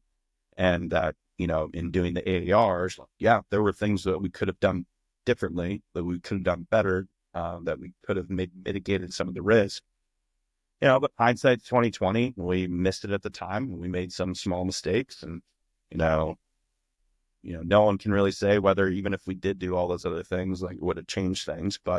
Um, but I definitely struggled with that for probably a good 18 months after that incident, where I felt a lot of shame and guilt because I knew, the extent of the guy's injuries. I knew, one guy had to, retire early.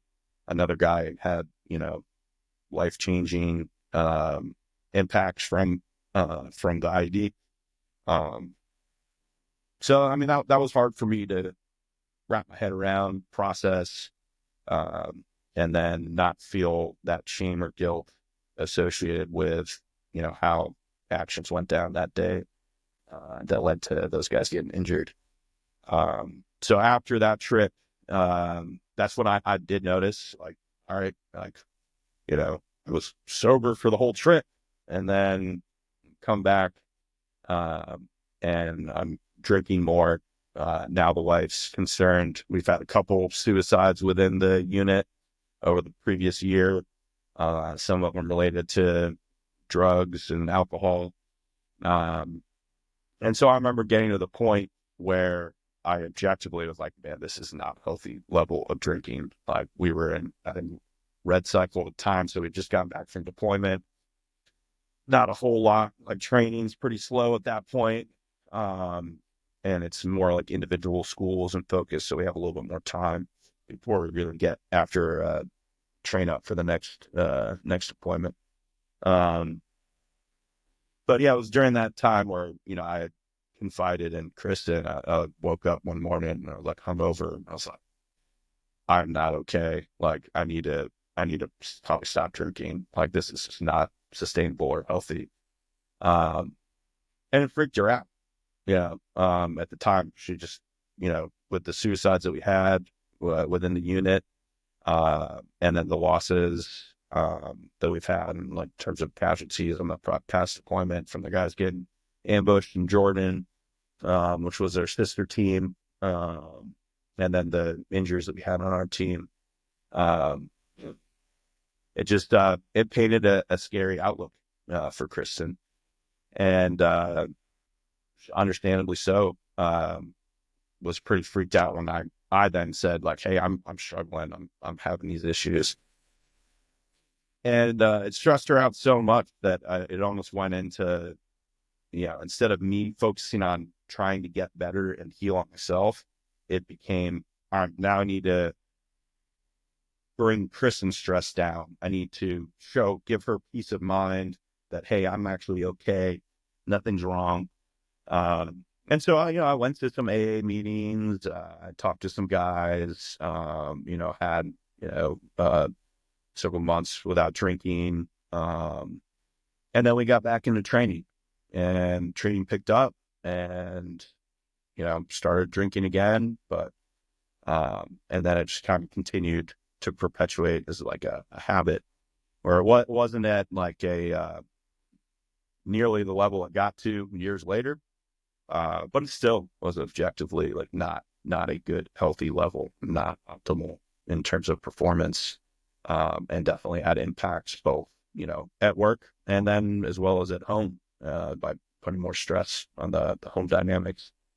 Um, But yeah, that was kind of the first red flag was after that fourth trip. It was like, all right, yeah, maybe something's not all right. Maybe there is some stuff I need to do or change or look at. But it was a fleeting moment, right? And I was like, the op tempo was high. Now we're right back at it. I'm like, then I convinced myself, well, I just need to get to another deployment and then I'll be fine because I don't drink on deployments. Or if I do, it's, tamped down to certain situations where I know I'm not going to be like in combat or on a mission because I just wouldn't even entertain that. Um, so, in my head, I just lied to myself and said, oh, I'll be fine. I just need to, get to the next trip and then I'll get healthy again and we'll be good. Um, and I do that. And then I'm like, why am I even drinking when I get back? And I'm just not going to drink when I get back. I went 4 or 5 months now without a drink. Why not just continue that? But then you fall back into this similar environment, similar patterns. And I did the same thing where it was just the cycle of self-destruction kind of continues after that over the course of the next couple trips. Why do you think that happens? And I want to know personally from you because you're the one that talks to guys about it now. What is it about these things, the ambush that you saw, or the guys that you directly relate to your, I guess, decision making, your leadership out there when we both know that there's some things you just can't control in life. So I got to understand why the self-destruction, why you continue to beat yourself up when you know that that's probably not a real answer. Yeah. Oh, I think the simple answer is that it's the only tool we know initially, or for a lot of guys, is like, I mean, especially in SF, like we're the biggest drinking club in America, in the military, so like, and the culture within the community is, hey, you have a good day of training. At the end of it, let's crack a beer. Let's talk about how we could get better. You have a bad day of training. Let's talk about it. Crack a beer, get better. You have team functions, unit functions. We're drinking, It's such a, it can be a great medium to facilitate camaraderie, team building, and all of that. The problem is when that's the only acceptable substance that you're allowed to numb yourself with or bring yourself down, then it becomes the only tool you have if you don't know any others. So when you are stressed, when maybe you do experience some traumatic events, or you watch buddies or teammates get hurt, injured, killed, that's your only source of medication at the time. Just to, myself and a number of other guys that I talk to now on a regular basis, it's like similar patterns of behavior. It's like they become hyper focused on the tasks at hand and occupying their mind with tasks, right? So when you have a mission and you have a purpose, especially if you're on a team, it's like, yeah, you have that. So you can focus on that and that can occupy all of your time and it gives you something constructive to work towards. For myself and for many others that I talk to, it's like, that's all good and well until you run out of tasks. I describe it as I was like the freaking Energizer bunny. Like wake up at 5:30 or 6, and then it's like, all right, what tasks do I do at home to be a good dad, a good husband, a good father? And you do all those tasks, then you shift to work, and then you do all the tasks at work until the work day's done, and you go home, and then you immediately shift back into tests. And for myself, it was somewhere around 8:30 at night when all the tasks were done. There's not much to do. Now it's just, all right, let's just clean up and then get reset and go for the next day. Well, once I ran out of tasks, then, I was stuck with my own thoughts. And that was my dangerous place. It was like just sitting with my own thoughts and then reflecting back on past experiences, whether it be combat, childhood, whatever. Like I struggled in that. So what do? I have a couple drinks to numb it, to get the dopamine hit, to, feel good in the moment. So I'm not worried about all that shit, and all that stuff kind of just melts away the background and doesn't come to the forefront of my mind as much. And I can continue to distract myself with mindless activities, whether it's watching a show and drinking a beer or whatever. And I convinced myself that that was my therapy. That was my time. That was my introvert time to recharge and reset. When really it was just avoidance. I was just avoiding, really doing the work, really processing or reintegrating from past experiences in a healthier way. And it worked for a while until it didn't. And then that's when things started to come off the rails. Uh, and I see it, unfortunately, all too common, especially within our community, is that, guys resort to alcohol or other substances to numb themselves and feel normal, to avoid having to live in past experiences or, have anxiety over future ones. Um, and it's a good distraction for a while, and it can be a coping tool until it turns into something worse, whether that be addiction or starts to really manifest in different ways with the family and impact, family and work. So I think the vast majority find a way to be, objectively functional alcoholics, and continue to perform, and then convince themselves that the impacts are minimal, because they're still showing up and they're not like, for the most part, like drinking on the job or anything like that. And it justifies maintaining that behavior, maintaining that pattern, or at least that did for me. So, so do you think that these things affected you more? The ambush, the times that we're talking about, because going back to your childhood where you said you were always trying to protect the little sister and all of that kind of stuff, where you couldn't do it there and you couldn't do it then. So do you think that it affected you double that it would a normal person? I don't know. That's a astute observation. I hadn't thought about that, but I have no doubt that I'm sure it did. Yeah, I'm sure it did subconsciously. Absolutely impacted that. Like, no matter what preparation or what actions I do, even if I feel like I'm doing all the right things, that it's never enough. And that ultimately, that blame, that burden is mine to own, because of those failures. And I know, having done the work now and recognizing some of those core beliefs that I had, especially during those times, with fifth group, and, those negative core beliefs about oneself, where it's like, you're not good enough, you're not enough, you're not trying hard enough, you're not working hard enough, you name, you know, the litany of different core beliefs guys can have about themselves. It can be a great motivator. It can be a great source that guys drawn to continue to pursue excellence, to continue to train, to, hold themselves accountable. But when things do go wrong, and eventually they will, then that's a hard thing to reconcile. It's like, no matter how hard you try, it's still not good enough. And I know for myself, that's where I struggle more and more, especially as the combat ramped up even more and the losses ramped up.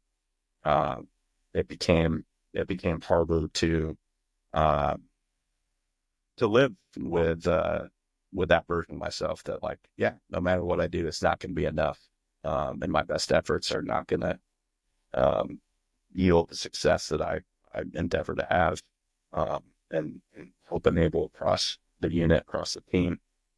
Um, but yeah, it's hard, especially when you're in it, and you're just trying to do the best you can in the moment. I would like to ask, if you don't mind, about when you said that you talked to your wife and you told her that you were in a bad spot, but then it almost changed to where you couldn't get better. You had to bring her anxiety down. You had to make her feel more comfortable about the situation. With it being as tense as it already was because of all the deployments, because of the combat, does there become a small bit of resentment there that you can't work on yourself when you get done with these things? And like we talked about, when you watch a movie and just drink a beer and that's your time to kind of reset and everything, there's never truly a time for you to reset when you're always trying to fix the problem around you and not fix yourself. Does that ever become a problem between you two? Um, I didn't see it as one at the time. Um, I have a lot of grace and compassion because just as I was trying to figure out how to navigate those situations and that space, I know Kristen was too, and I know it was overwhelming for her and it was stressful for her, especially when we had two young kids in the mix. Like that's a really difficult position for her to have to navigate herself. And if I could go back and talk to that younger version of myself, I would definitely be emphasizing the importance of priorities. And for the longest time, my priorities were family and then the mission at work. And they might flip flop from time to time throughout the year, but those were always one and two. And then somewhere down the line was myself, usually at the bottom.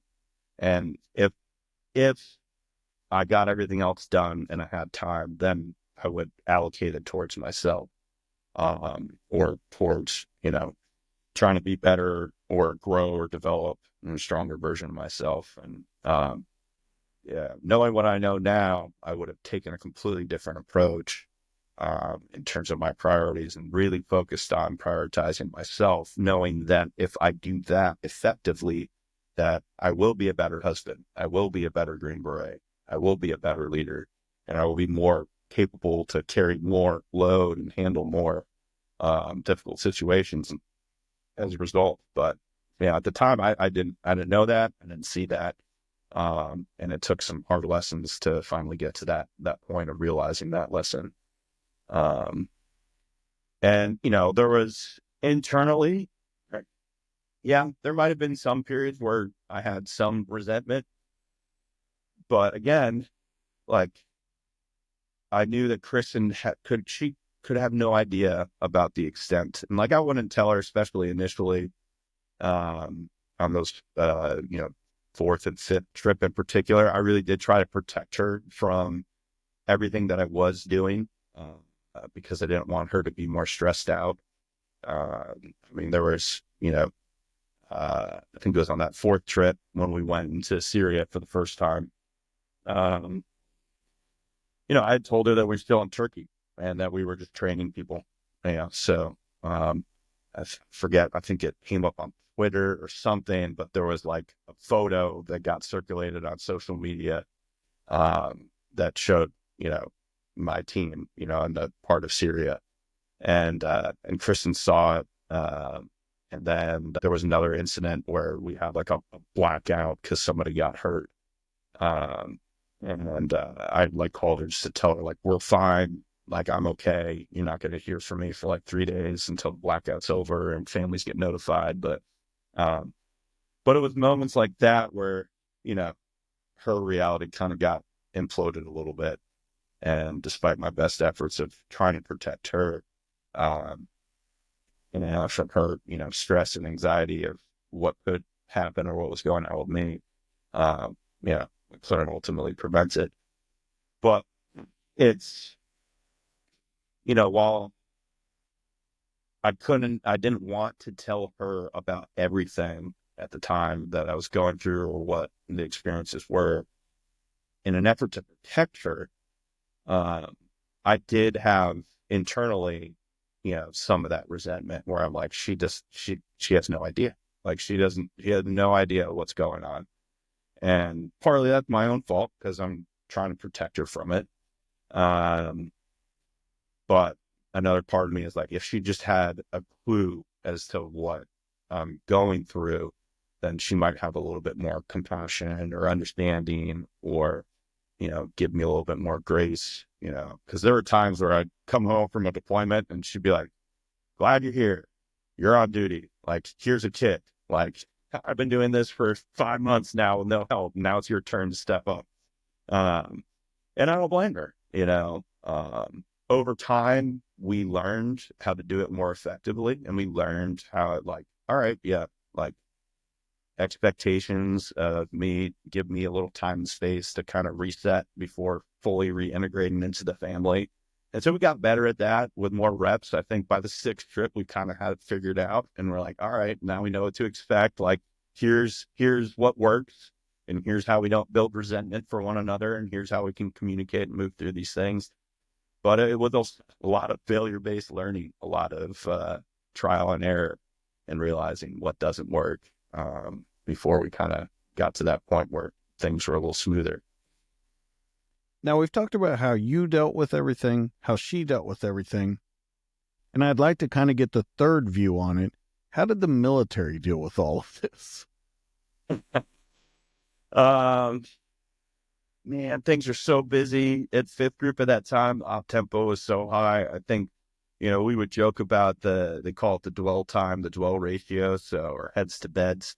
So they'd keep a track of how many days that you sleep at home, uh, versus how many days you're deployed or how many days you're away for training. And they had this goal of getting to, like, 2 days at home for every one day, deployed or not sleeping at home, just training or whatever. And, they were always messing with the numbers to try to make sure that our ratio was low enough so we could deploy. And I remember we did the real number, and it was like 0.8 to 1, so I mean, 0.8 days home for every day deployed or out of training, which was not anywhere close to where we were supposed to be at. Um, but we were just so busy. So it's like, we didn't have time to, really think about anything else. And so the opportunities to just pause and take stock of, like, all right, where are we at? What can we be doing better? How can we kind of, heal or reintegrate from the last trip? There's no time for that.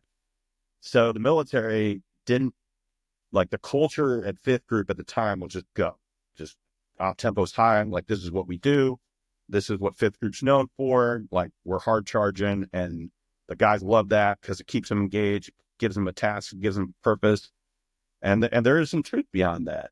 But also at the time, like, there was still a stigma, associated with, like, I remember the guys that said, like, hey, like, I'm having mental health issues, or like PTSD. And they'd be like, yeah, yeah, cool, no problem, man. Like, just go hang out at the B team. Like, that's fine. Like, but that was like a death sentence to any of the team guys. It's like, it's the last thing you want to do, is get pulled from a team. So guys would hide because they're like, I don't want to be pulled from the team. I don't want to show weakness. And the culture at the time, well, I think it's improved drastically in the last 10 years, but, the mentality at the time was like, no, you don't show that weakness. You don't talk about those things. And maybe that was just the teams or the groups that I was around. Maybe it was different in other, companies or other battalions at fifth group, but that was at least my experience, when I was at third battalion, was there was just no time for it. It's like, if you get broken, physically or mentally, like, okay, you know, but the train's got to keep moving. Um, and so, guys didn't want to get pulled off that train. So they would just endure and do whatever they needed to do to continue to survive another day, keep moving forward. All right. All three of those. I want to move to one other time. We haven't talked a lot about combat, and you and I talked about this before, that we weren't going to talk a lot about it. I do want to talk about, you mentioned someone to me in particular, and I want to talk about them, and I want to talk about how it affected you, because I almost kind of think it was an end point, and it's Jonathan Farmer. Yeah. And the reason I want to talk about him and why I've kind of stayed away from the combat is because I want to focus on this. Because for some reason, and correct me if I'm wrong, but I think this one affected you worse than anything, because when we first started talking to each other, you never mentioned a name. He was the very first name that you ever mentioned to me. So can we talk about what happened, how it affected you, kind of where you were at, and how I think it kind of changed how you approach things. Yeah. Yeah. So I guess just background context. So John Farmer was the first guy, the first Green Beret that I met at Fifth Route. I was in processing, day one, had just figured out I got assigned to 3rd Battalion. And then I go run over to 3rd Battalion, go into the S2 office to try to get passport and all that stuff sorted out. And I run into John, who was working there because he was going to go to the warrant course, um, and in a little while. And so I ended up talking to John, hit it off, and he is wealth of knowledge. Like this, he is like one of the anomalies amongst Green Berets, where it's like this, dude reads doctrine and manuals on a daily basis, like really studies the operational environment. So he was just a wealth of knowledge. And I remember sitting down with him as a brand new guy to the unit, and I would just sit and just try to soak in, be like, tell me what's going on, like what's ISIS doing, what are the dynamics, what are the different partners that we're working with. Um, and so like early on, I was like, man, like this is what a Green Beret is. Like this, like John is the epitome of it. And so I had nothing from the first time I met John, but the utmost respect and admiration for that man. Um, and as time would progress, um, eventually went to um, warrant, and then came back. And he was supposed to, at one point, he was supposed to come to my team. And I hadn't had a warrant for about a year. And was definitely would welcome a warrant officer, especially the timing of things. It was right around that second trip. So it was the first trip with the ODA. And John was supposed to come to us, but he ultimately, another team had some leadership issues, and so he ended up going there. Um, but John, the team he was on, 5311, was right down at the other end of the hall from where my team room was. And, you know, frequently, like on a weekly basis, so just, go stroll down, check in with the other teams. And John was always there, always there. Like I could almost count on it. It was like, if there's one person that's going to be in that team room, it's going to be John. And he'd be like, studying up on operations or whatever. Like he was just a workhorse. And so, we go in and we chat, talk about work stuff, talk about, what's going on overseas.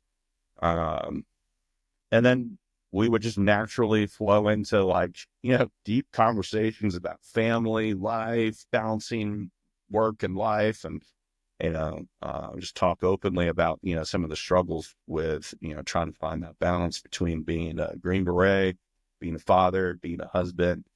And I got a lot of wisdom in those conversations from John. But then fast forward, I think this is the next trip, which would have been my third trip, with Fifth Group.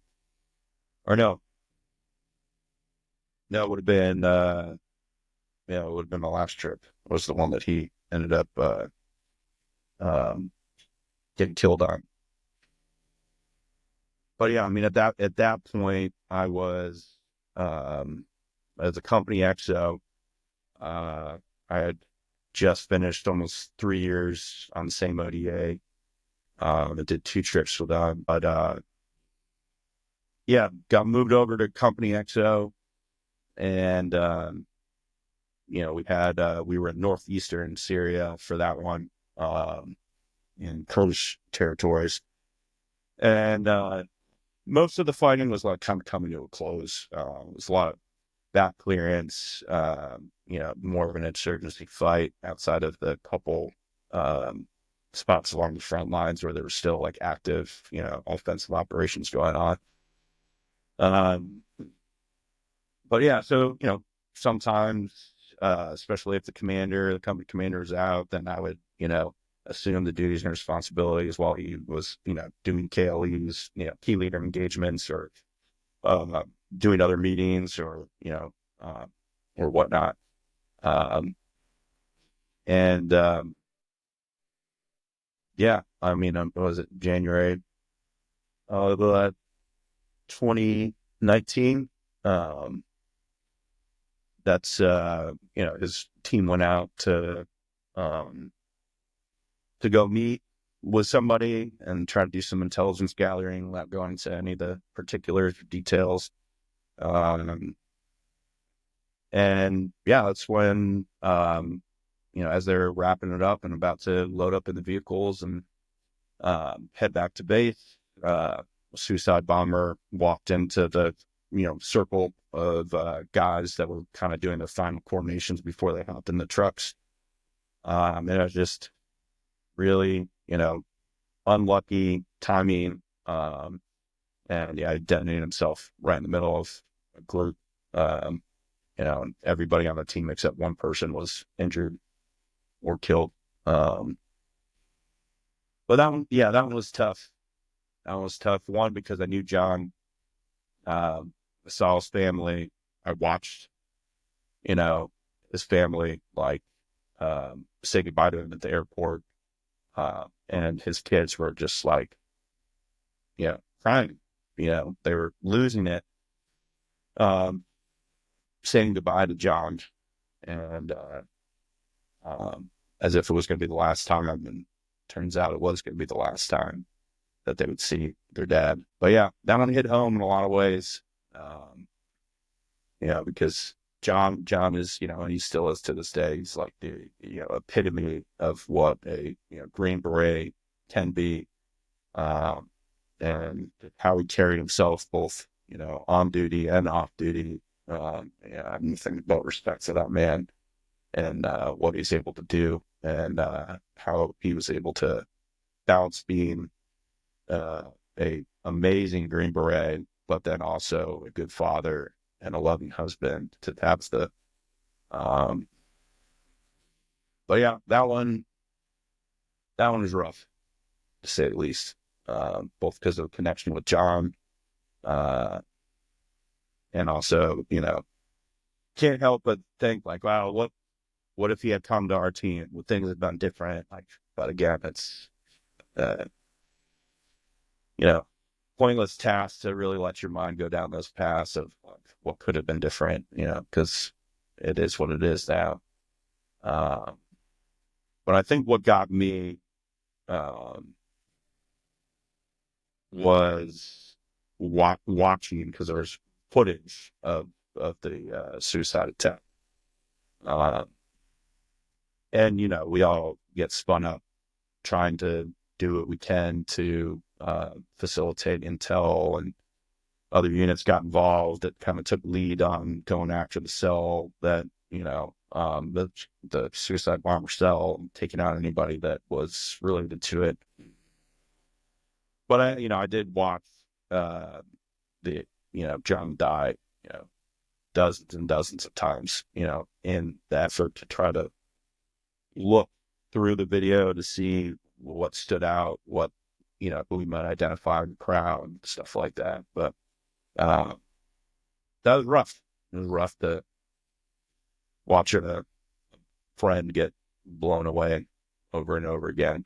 Even though I wasn't there, but I was, acting commander at the time for when it went down, because the commander was at an engagement, and just trying to manage the response and the QRF to get, John's team help was tough. Right? In the moment, it's just another day, right? Like I, you know, thrive in those situations, but that one just hit differently because it was.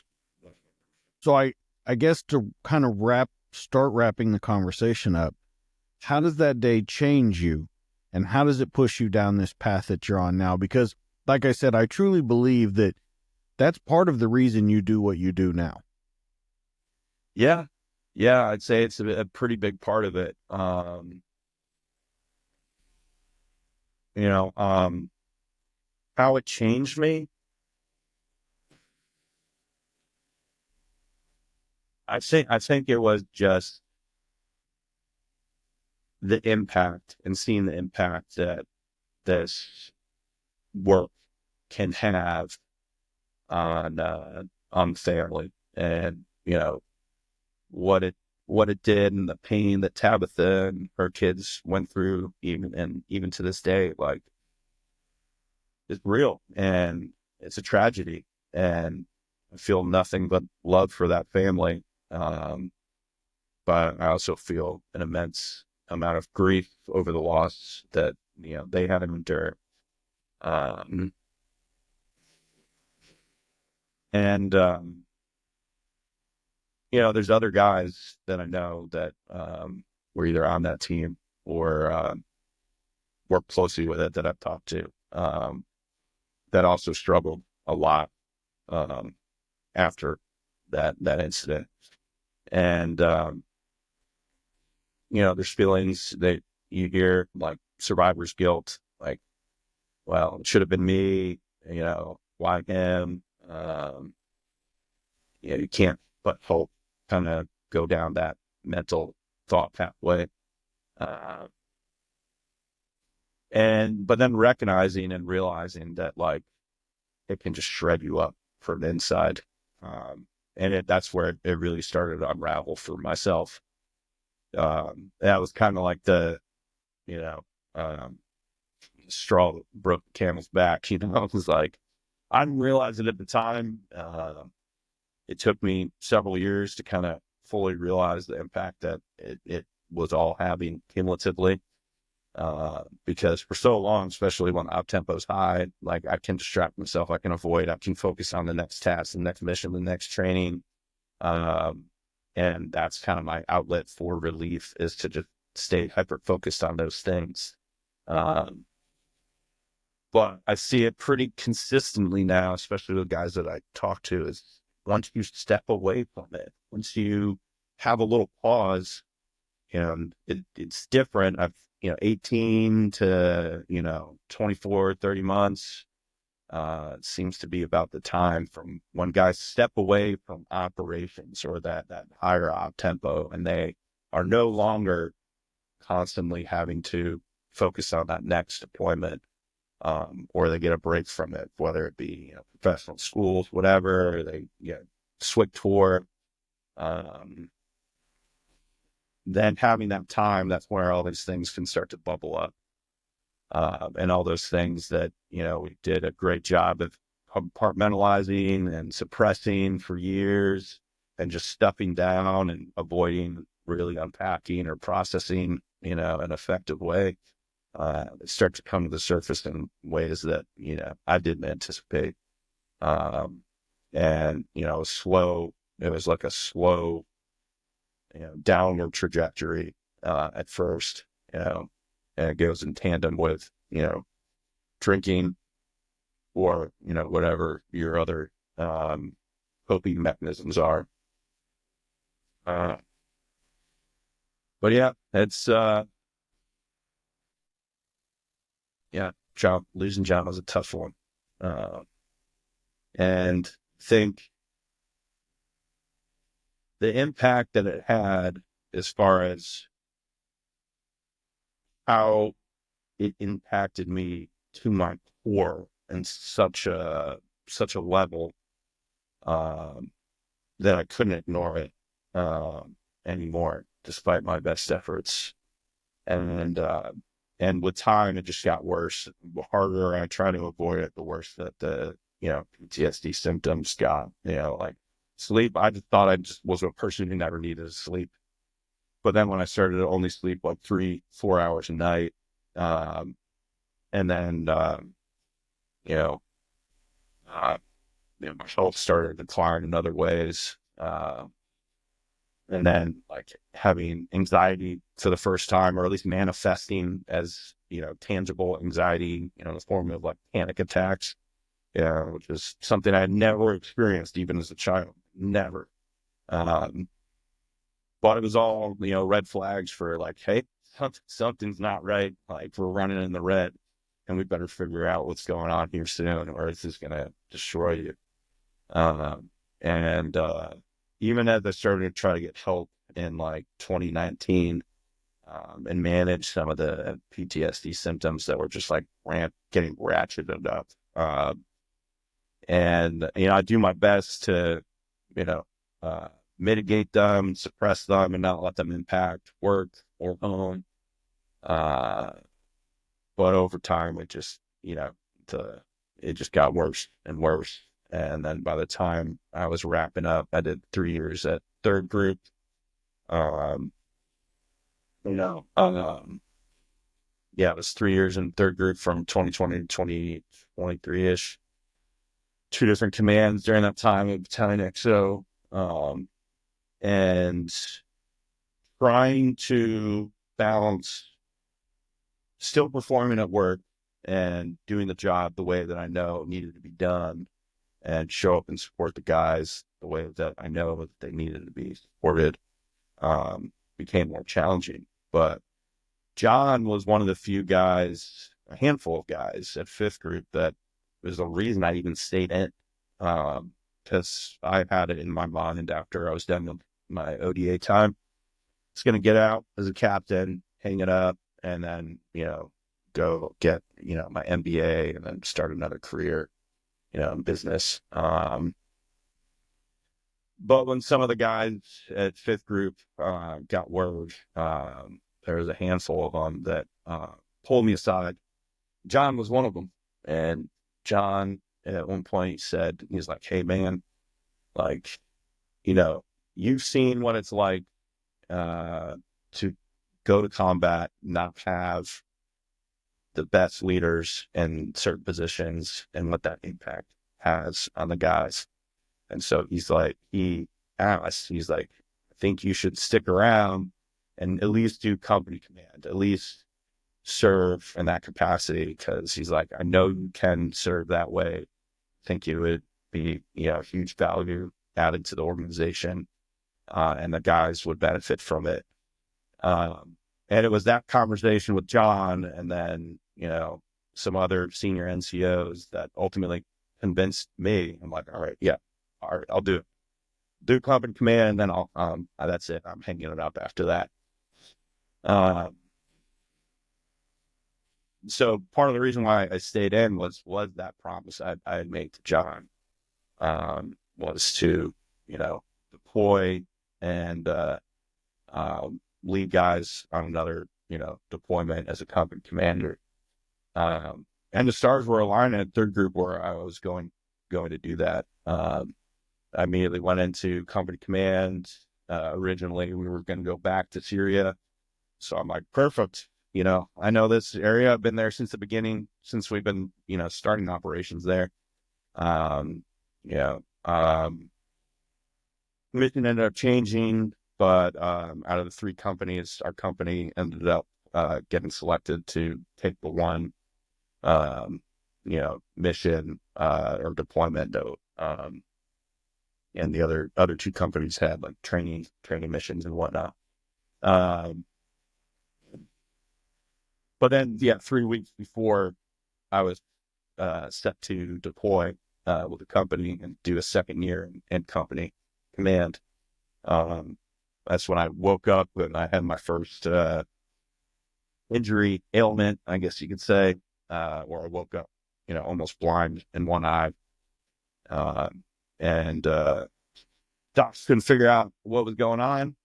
I probably saw like 5 or 6 different eye doctors locally, some specialists off post, and then I couldn't get a good diagnosis or treatment plan going forward. So I was scrambling because now, you know, my, third group's aware, like, hey, he's got an eye issue, something's going on.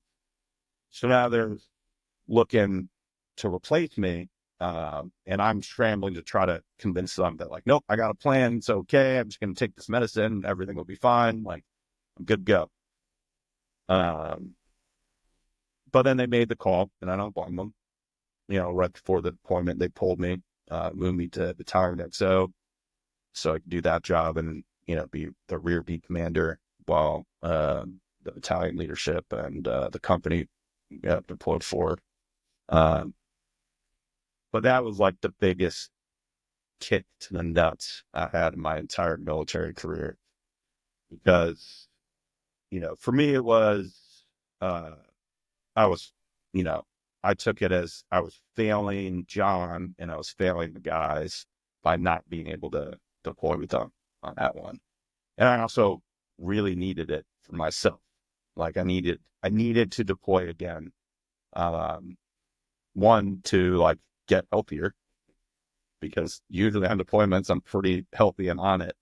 Um, but also for that sense of completing, or following up on a promise that I made to John and some other guys.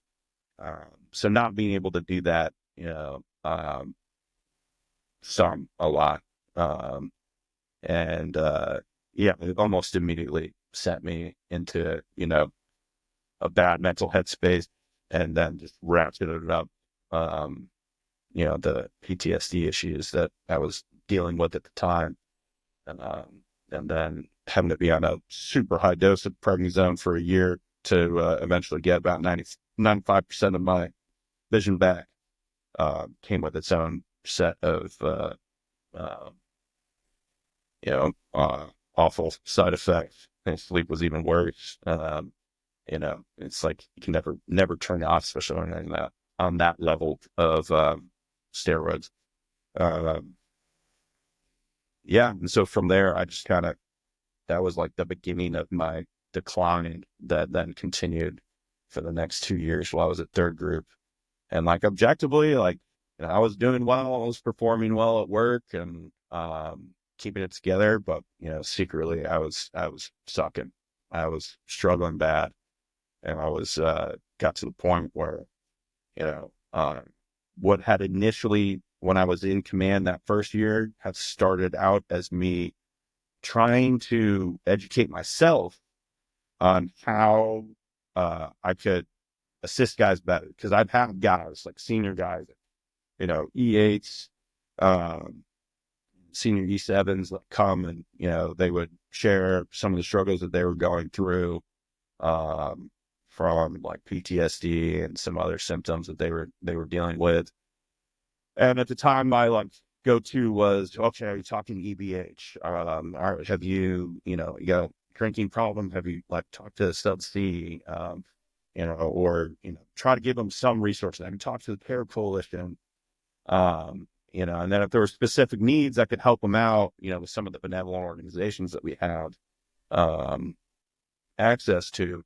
But I realized that it wasn't enough. Um, and so I started doing more research on like, all right, what other resources are out there organically or through benevolence that I can steer these guys towards? Because like I'm in over my head. I don't know where to send some of these guys to. And ironically, it was in that process of doing that and talking to other clinicians, providers, benevolent organizations. And as I'm describing, yeah, I see guys with these things. These are their symptoms. We talk about them all the time. I got them too. Like, um, it was in those conversations that like I realized like, oh shit, like I need to be accessing some of these things that I'm encouraging these guys to go do. Um, so that's where I kind of started, my, healing journey, for lack of a better way of framing it. Um, and it's kind of eventually grew from there, but not until I finally hit rock bottom. Um, and it really started to impact me in ways that I could not ignore anymore. And so I barely kept it together through my last job when I was in the TIS commander over at third group. Um, and, even then, like I noticed like things that, I would never drop the ball on or let go, like especially if it had to deal with like taking care of our guys, like silly stuff, like, small stuff, not to, minimize it or anything, but things like awards, like just recognizing guys, like basic stuff we do that there's no excuse not to do it. And I'd find myself dropping the ball on it. And I'd be like, what's going on? Like, I never drop the ball on this stuff. Like, why is it so difficult right now? Um, So I started to notice things like that where I'm not being the leader that I expected myself. Which then I was beating myself up even more over. Um, but made it, you know, through my time at third group. And while I kind of kept it together publicly, privately, like, yeah, I was a hot mess. And it wasn't that the job was difficult. The job was easy. It was just all the other stuff that I haven't dealt with, and the symptoms of not sleeping, having anxiety, just being stressed and like hyper focused on tasks all the time and never able to like turn it off. It's like, my mind was just constantly going 100 miles an hour. And so by the time I jumped over to Swick, which is where I'm at right now, um, I got there, took stock of what the job was. And I was like, I'm going to go crazy. This isn't enough work for me. Like, I'm not deploying. I don't have enough work to sink my teeth into. Uh, and then shortly thereafter, I got injured and with a knee injury, first one. Um, and that's where the wheels just came off. That's like now. Not only was I struggling when it came to like the PTSD symptoms, but now I'm like chronic pain, and it's just a daily reminder of like where I'm at, where my body's at, um, and trying to recover from that surgery and heal from that. You know, um, the chronic pain was just so high that the only thing I knew, was, well, uh, they're not going to prescribe me any more painkillers. I'm not going to go and procure them from elsewhere. So, but I got access to alcohol. So that seems to do the trick if I drink enough of it. And so I got to the point where the only way that I could even sleep because of the pain and the symptoms, was by drinking enough or by taking sleeping pills or a combination of both. That was the only way I could get some sleep, albeit like absolutely crappy sleep, which then help matters. And then that's when like the version of me that I knew at fifth group, the version of me I knew on deployments was just gone. Like, I don't know where he went, but I like woke up one day and I'm like, I don't know who I am anymore. What the hell happened? But like, I don't recognize this person anymore. And it's like now I can't even do like the basic things. Like, this job is not hard, but yet I'm struggling to do the basic shit, um, while managing all these other things. And so I realized after, when it really started to impact not only my work, but also on the home front and my relationship with Kristen. And I realized, I had this moment where I'm like, man, all the close calls, you know, almost getting killed on deployments multiple times, almost getting, having a suicide bomber, within 10 feet of me trying to detonate, and somehow, he wasn't able to detonate. But surviving all of those things, where I was convinced to my core that like I wasn't going to come home from those trips with fifth group like that, going into that, third trip with fifth group, I, I was certain. I'm like, I'm not coming back from this one. Um, but I did. Uh, and then to realize that like, man, I'm not gonna go out as a warrior fighting. I'm gonna die right here with this bottle in my hand because it's got like control over me and I can't stop and I don't know how else to stop. And it's ruining absolutely everything that I care about. Family balance, stability, going out the window. Work and going downhill quick. Physical, mental health, just tanking. So it's like everything is crumbling around me.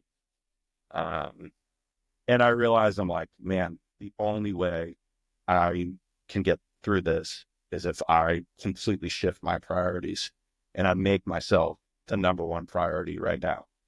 Because unless I do that, like, I'm not going to be able to do anything for my family or at work. And so that's where like I took like the same approach that I took to mission planning or getting ready for operations, but like, all right, let's understand our operational environment. Let's do MDMP. Let's plan. Let's understand as much as we can about the situation and about the different resources and tools and assets that we have to be able to accomplish this mission. And I took that same mentality and approach and applied it to my own mental and physical health.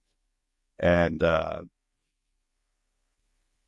yeah, I mean, there were some key, triggering events or key, conversations that I had with, you know, the Tom Satterleys, the Tom Spooners, or other people that kind of came into my orbit around that time that inspired me in a lot of ways. But it really did start with that reprioritization and then um, being humble enough to just put my ego aside and just be transparent with my boss and the guys at work and be like, hey, man, this is where I'm at.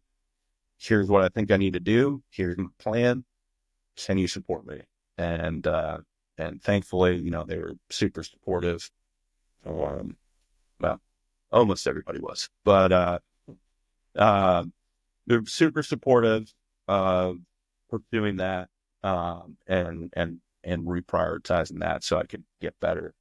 Uh, and slowly over time, I mean, we could talk for probably another 3 hours about all the different, practices, all the different tools, treatments, all the different things that I found effective for me, and ultimately led, you know, for me to make absolutely 180-degree turn on, myself physically, mentally, and then, that then translated into, the strongest relationship I've ever had with Kristen after, being with her for 19 years now. A really good place for the family, uh, works night and day difference. Just so many things have just completely shifted in a unexpected way. That now now that I've gone through that process, I've seen, okay, if you take the same passion and energy and apply it, in this way, like there is a pathway, there is a way to get better, there is a way to bounce back, to improve, to continue to achieve a higher and better version of yourself. And so now, I see it all the time. Guys struggling the same things that I went through. The story might be different, but the impacts are the same. Uh, so my hope and my goal now going forward is to try to, whether it be through being open about my own story and just normalizing talking about these things that are difficult to talk about, just to show guys that like, yeah, this is normal stuff. Like these are things that we should be talking about. These are things that we should be open about, because if you do what I did, and I know a lot of other buddies and some who aren't here, any longer because of it, they kept it internal. They try to fight their fight on their own, and they ultimately lost, or they had so much damage, whether it be professionally or personally, that they could just never recover fully from it. So my hope is that through sharing my own story and just being open and transparent and like, you know, yeah, I don't really care. I know there's going to be a certain, percentage of people out there who are, view it as weakness or whatever. But like at this point, I'm like, I don't care about those. I want to talk to the guy that's out there struggling with the same things, and hopefully I can show him, be like, a pathway that might work for him to help him improve his overall quality of life. So he can get back to being that person that he was 5 years ago, 10 years ago. So he can help repair those relationships that have been damaged. So he can start feeling like himself again. Um, and, uh, and so I'm trying my best to, not only, talk the talk, but also walk the walk. And, think by objective standards, like it's been, complete 180 for me. think I if you met me 2 years ago, I had, almost 30 pounds more fat on me and 40 pounds less muscle. I did not look the same, physically, the amount of chronic pain that I was enduring on a daily basis, went from like an average of like 6 or 7 out of 10, down to most days, like it's like a 1 or a 2, it just depends on what's going on. Um, but it's completely changed, you know, my life, my perspective on life. It's redefined, what's truly important. Um, and kind of how I continue to move forward as I continue to try to serve, in a way that's impactful, and helpful to the regiment and to my community, but also kind of is in alignment with this new perspective and new kind of outlook on life that I have now that I hope others can find as well. Well, I think it's interesting, and kind of to wrap this whole thing up, how you said that you thought you might have been failing John by not going on that deployment, but you learned everything you learned about being a Green Beret from him, and now you're taking your knowledge and giving it to other people. So I can only imagine that that is the thing that you were supposed to be doing this whole time, was maybe not deploying, was showing other guys how to make it, how to last those whole careers. I want to talk, though, real quick about where people can find you and where they can hear some more of your story. That's social media, anywhere like that they can find you. Yeah. Well, social media was something. I mean, if you asked me 2 years ago, would I ever be on a podcast or anywhere on social media, I'd be like, hell no, you're out of your mind. Like the last thing I ever saw myself doing. But, I believe in, in sharing my story with hopes that it will help other guys, or at least, get them to pick up the phone, shoot me an email, and just know that, like, yeah, man, like I talk to guys all the time, multiple guys a week. They'll reach out, and you're not alone out there. So I mean, yeah, I'm on Facebook and stuff like that. I put it out there openly and publicly, my cell phone number, where guys are welcome to reach out if they want to talk. I'm happy if you want to link that information on your website, along with my email. You guys can reach out to. Um, and then, in the coming months, we're going to be launching a website it's called the Mindful Warrior.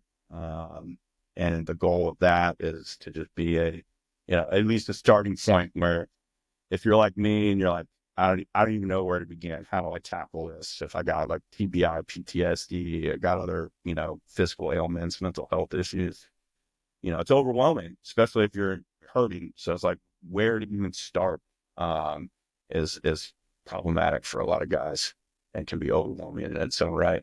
So the hope is, I have a number of organizations that I've either worked with myself or I've been in communication with, um, or just through the network as I, work more in the benevolent space. So I have a list of resources that I send guys and I share throughout the regiment with leaders, just to let guys know that, hey, here's the other resources out there outside of the organic ones. Here's organizations that can help with a range of different treatments, whether it's adrenaline therapy, equine therapy, service dogs, MERT, different PTSD treatment modalities, you name it. So that'll be another resource that, I'll shoot you the link once we get it up and running. But just as a good starting point where guys can go to is like, yep, this is, vetted organizations by guys within the community. And we're constantly updating it or taking organizations off or adding them to it as we kind of get feedback and learn more about them and figure out, what's truly effective in terms of treatment. But yeah, so there's some social media stuff out there that has, parts of some of the public speaking that I've done, but In the coming months, we'll be pushing some more out there just so people can hear more of it and just get a different perspective on it as well. Well, I'm so honored that you came on here. I'm so glad that we hooked up down there at Liberty Bragg, whatever you want to call it, and that we got to spend this time together. Guys, you know where you can find JT. Let's talk about where you can find me. As always, you can find me at the DTD Podcast at YouTube, DTD Podcast on Facebook, DTD_podcast on Instagram. But let's talk about your one-stop shop. Your one-stop shop's going to be dtdpodcast.net. That's going to be audio, video. JT's going to have his own stuff there. You'll be able to watch anything that you want to watch about past episodes, learn about future episodes, and just keep in touch with the group and the website and kind of the show itself. So check that out, dtdpodcast.net. And don't forget to visit the people that make this show happen. MaxBelts.com. My boy Max Alexander over at Max Belts is really changing the world. Retired Navy SEAL, making the toughest leather belts on the planet. Go to hatchetbrewing.com. Check out my boy Greg over there, all the swag that they have, and make sure you check out tridentcoffee.com. DTD15 will give you 15% off your order. Guys, that's going to be it for this week. Thank you so much again to JT. Guys, make sure you check him out. If you're feeling like you need some help, there's always someone out there to listen to you. Don't ever forget that. Be a friend, tell a friend. We'll catch you guys on the next one. That's JT. I'm DJ. We'll catch you on the next one. Bye.